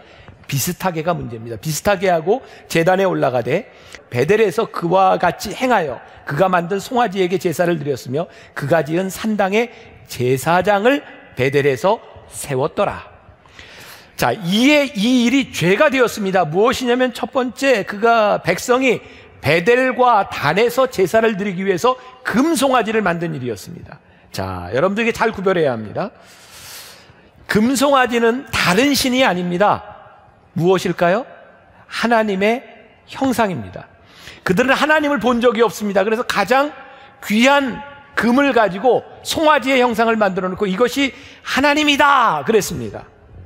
사람들은 왜 우상 숭배, 우상을 자꾸 만들려고 할까요?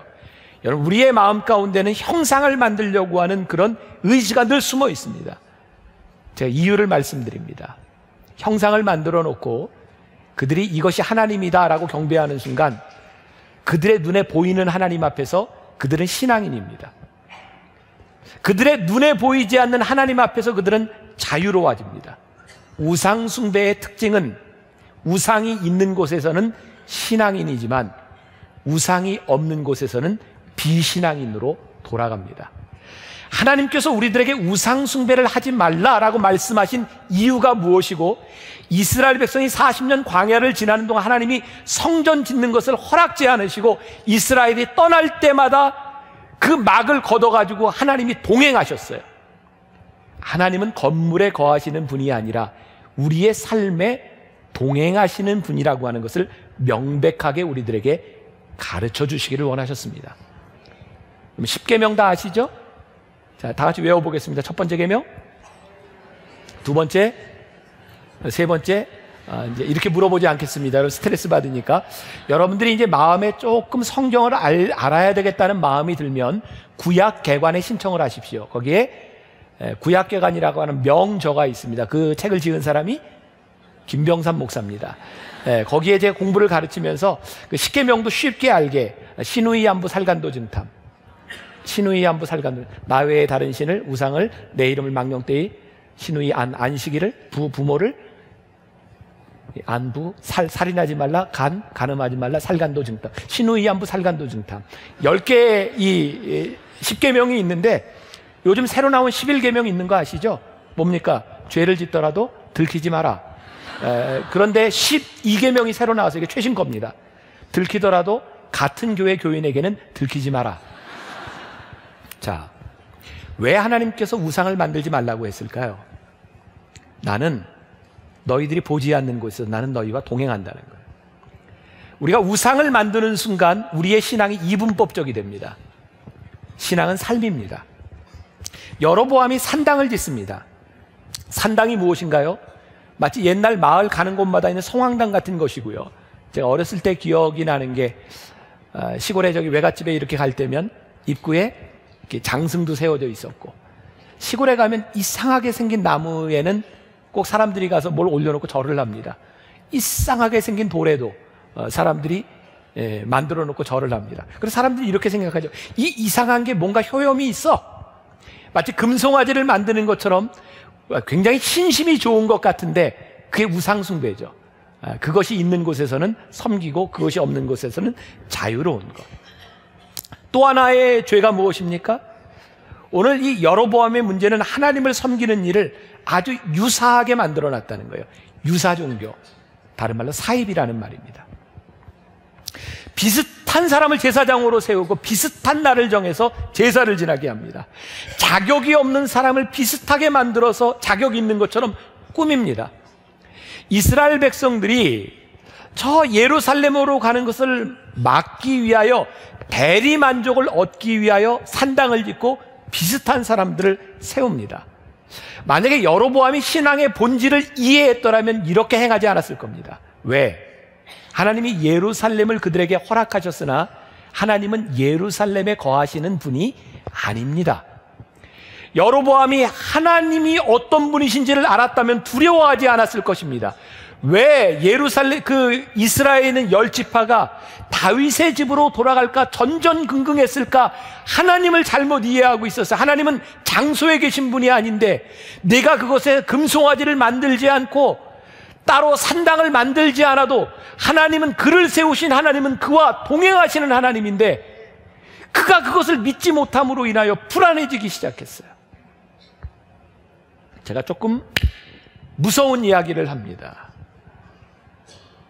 하나님은 건물에 거하시는 분이 아니다. 이 말은 무슨 의미냐면 하나님은 이 만나교회 안에 계실 수도 있지만 이곳에 계시는 분만은 아니다라는 말이고, 여러분들이 만일 이곳에서 하나님만을 예배하는 사람이라면 여러분들은 지금 우상을 숭배하고 있다, 이런 말이에요. 무서운 얘기입니다.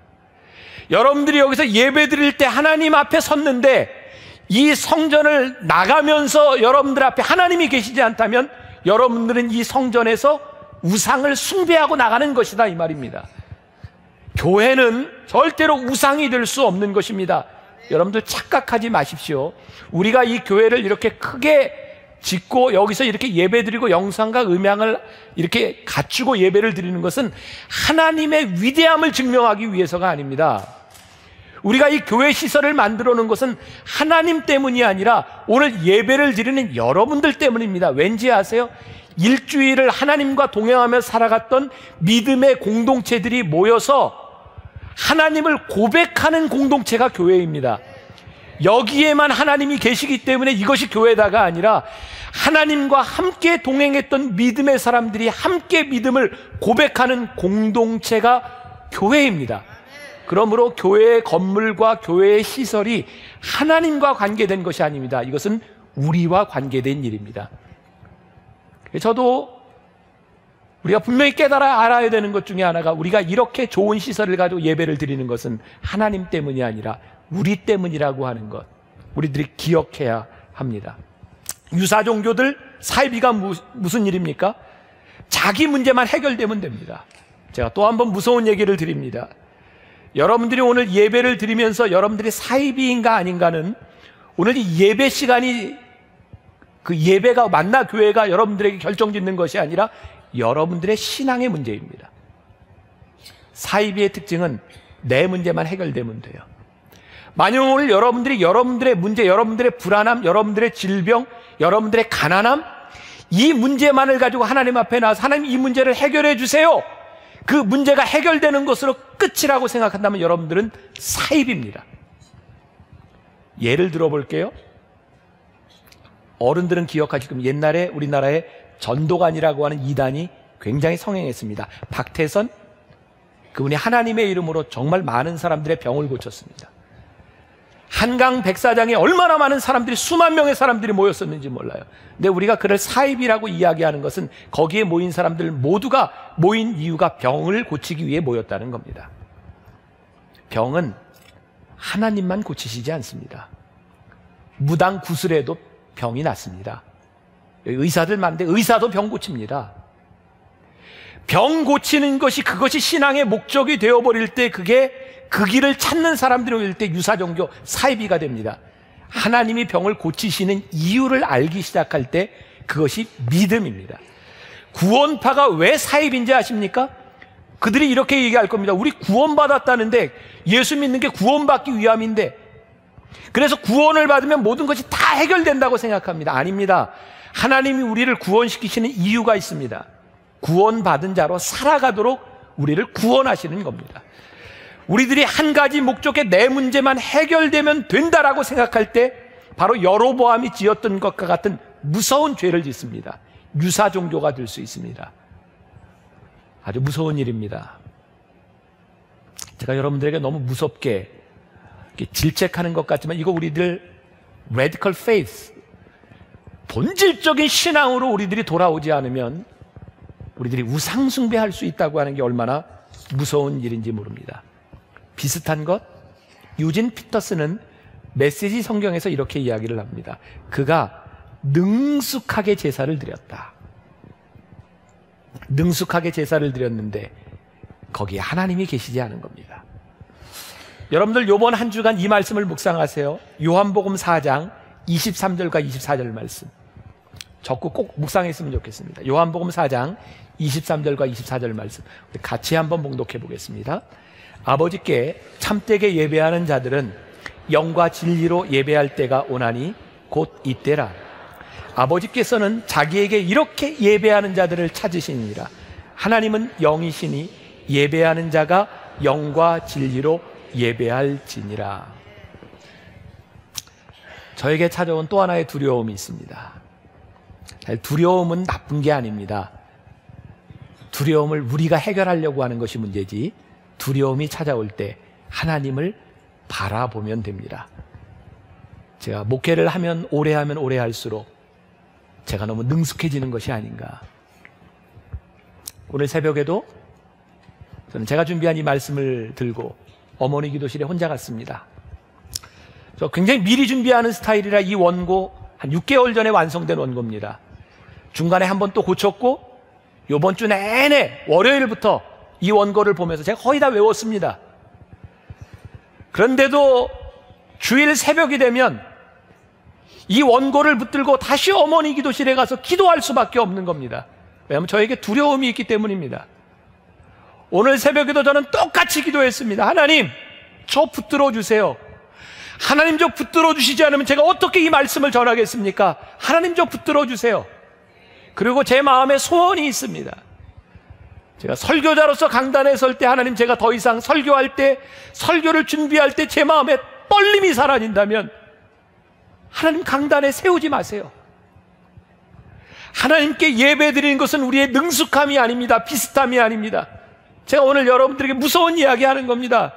여러분들이 예배를 드리며 여러분들의 능숙함, 여러분들에게 사라져버린 떨림, 그래서 하나님 앞에 예배하는 것이 더 이상 내 영과 관계가 없다고 생각할 때 무서운 일이죠. 우상숭배를 우리들이 하고 있는 겁니다. 하나님은 끊임없이 우리들에게 인격적인 만남을 요구하시기 때문입니다. 우리가 해야 되는 이 예배는 나의 만족이 아니라는 것 아시죠? 이 예배를 통해 하나님의 영광을 받으셔야 합니다. 예배를 다시 생각해야 하는 거죠. 우리는 하나님을 위해 예배를 드린다고 하면서 우리는 늘 내 만족을 추구합니다. 그래서 내 만족을 추구하면 공허하고요, 불안합니다. 이런 예가 적절할지 모르겠어요. 제가 이제 군에 있을 때, 제가 이제 사단장 당번병이나 연대장 당번병을 보면 늘 전전긍긍합니다. 뭐냐면 자기가 섬기는 사람의 마음을 불편하게 하지 않기 위해서입니다. 이 당번병이 불안하지 않고 제일 마음이 편할 때가 언제인지 아십니까? 자기가 섬기는 사람의 마음이 편안하다고 느낄 때입니다. 여러분, 우리가 하나님을 섬긴다고 이야기할 때 여러분들의 마음속에 찾아오는 평안함은요, 하나님이 우리의 마음을 받으시고 하나님이 기쁘실 때입니다. 근데 우리가 정말 많이 착각합니다. 내가 무엇을 어떻게 열심히 해보려고 하는 거죠. 제 삶에서 제가 깨달은 지혜입니다. 저는 여자들을 무척 좋아할 뿐만 아니라 존경하고 두려워합니다. 제가 깨닫게 된 것이 있습니다. 가정의 평화를 위해서 여자의 심기를 건드리면 안 된다는 것입니다. 제가 결혼생활 26년 해보니까 아내가 기분이 나쁘면 그 화가 애들한테 갑니다. 애들을 잡습니다. 그 애들이 잡히면 또 집안 분위기가 안 좋습니다. 뭐 그렇다고 제가 뭐 늘 이렇게 기쁘게 해주는 건 아니지만 가정의 평화를 위하여 여자의 마음을 편안하게 하라. 남자들이요, 잘 들으십시오. 네. 중요한 겁니다. 여러분들의 마음의 평안함을 원하거든 하나님을 기쁘시게 하십시오. 하나님을 영화롭게 하십시오. 이게 아주 추상적인 것 같지만 진짜 실제적인 일입니다.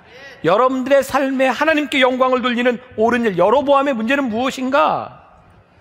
자기를 세워주신 하나님과 친밀하라고 하지 않고 사람들에게서 만족을 얻으려고 했다는 겁니다. 여러분, 예배는 하나님을 섬기는 것은 장소와 규모에 대한 부분이 아닙니다. 제가 이번 주간 철원 만나교회 우리 오태현 목사님 열심히 목회하고 있어서 제가 좀 이렇게 위로하고 격려해 주고 싶었어요. 그런 부흥회는 처음인 것 같아요. 제가 전화해서 갈게, 자작 부흥회. 제가 스스로 간다고.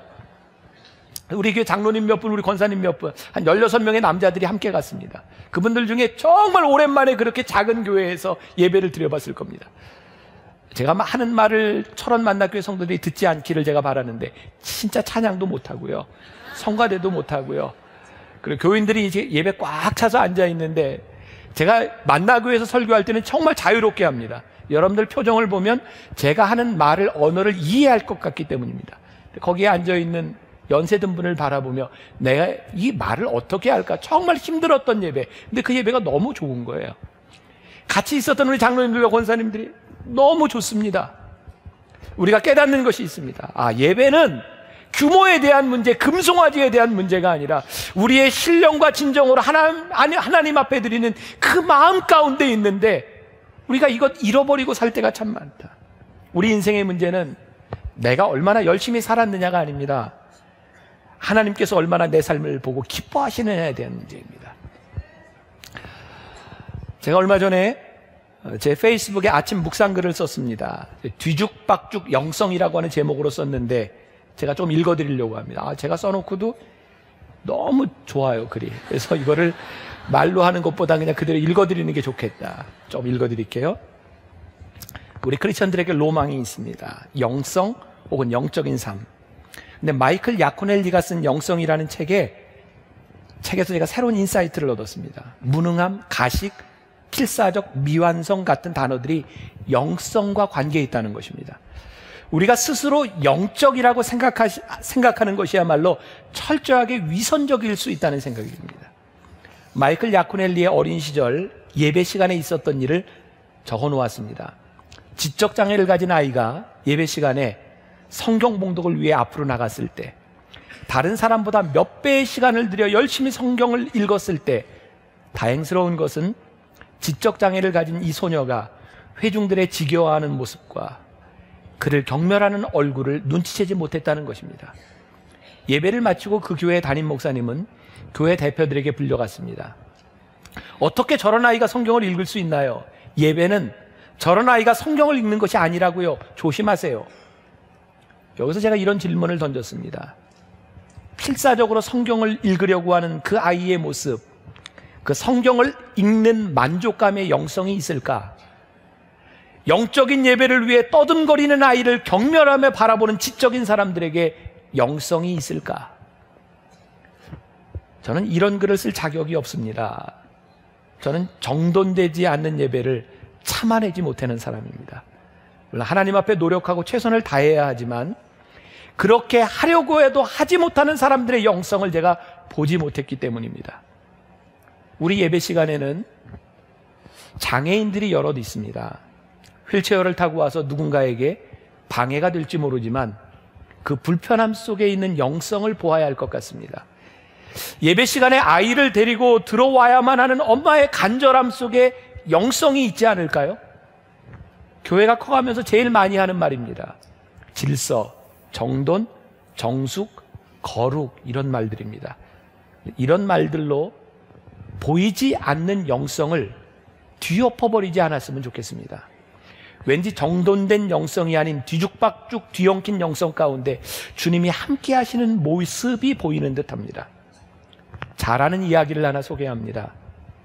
어린아이가 시장에 갔다 강아지를 보고는 집으로 와 엄마에게 조릅니다. 엄마, 강아지 사주세요.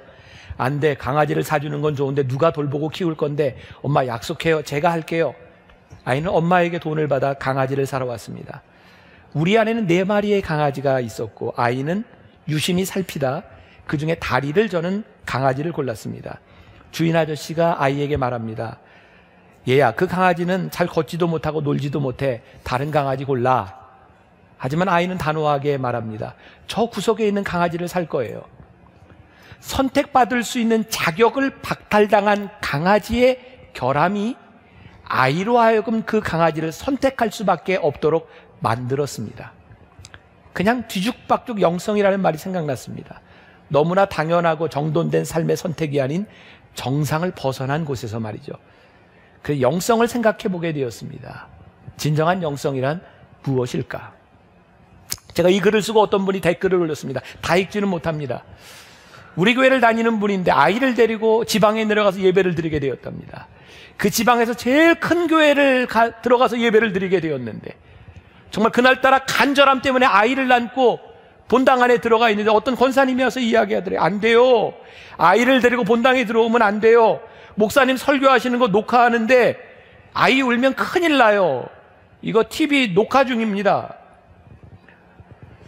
그분의 마음 가운데 주일 예배를 드리는 건지 방송을 위해 녹화를 하는 건지, 그래서 로비에 쫓겨나 예배를 드리며 교회의 강팍함을 생각하게 되었답니다. 우리는 연예인이 아니잖아요. 예배잖아요. 조금 요란하게 녹화하면 좀 어떻습니까?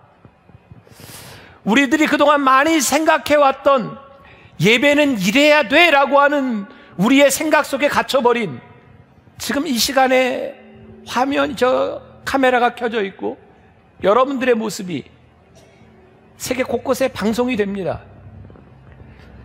만일 방송 때문에 이 예배가 방해를 받는다면 하나님이 예배를 받지 않으실 겁니다. 아무리 정돈되어 있어도, 아무리 잘 준비되어 있어도 하나님이 이 예배를 받지 않으실 겁니다. 뒤죽박죽 영성을 생각합니다.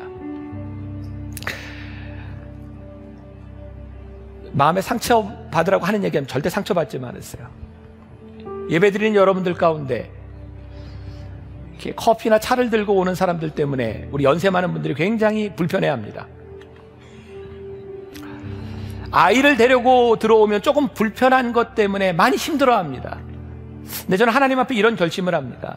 하나님, 아직 우리의 믿음의 수준이 안 되는데, 예배가 그렇게 생각되지 않는데 커피와 물을 들고 오는 사람, 그럼 우리가 어떻게 막습니까?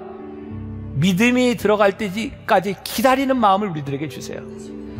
조금 예배가 시끄러워지더라도 그 아이를 안고 예배를 드리는 부모의 간절함이 우리들 눈에 보여서 우리들에게 예배를 참을 수 있는 마음을 주세요. 저는 우리 교회가 그런 교회가 되었으면 좋겠습니다.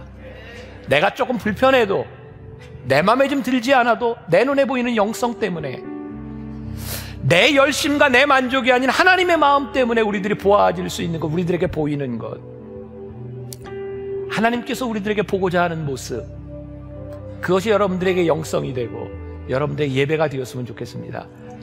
여로보암을 통해 우리들에게 정말 하나님의 마음으로 가르쳐 주시는 겁니다. 우상숭배가 아니니라, 내 마음대로가 아니니라. 하나님 앞에 이번 일주일 여러분들의 영성을 정말 깊이 생각하는 한 주간이 되기를 간절히 소원합니다.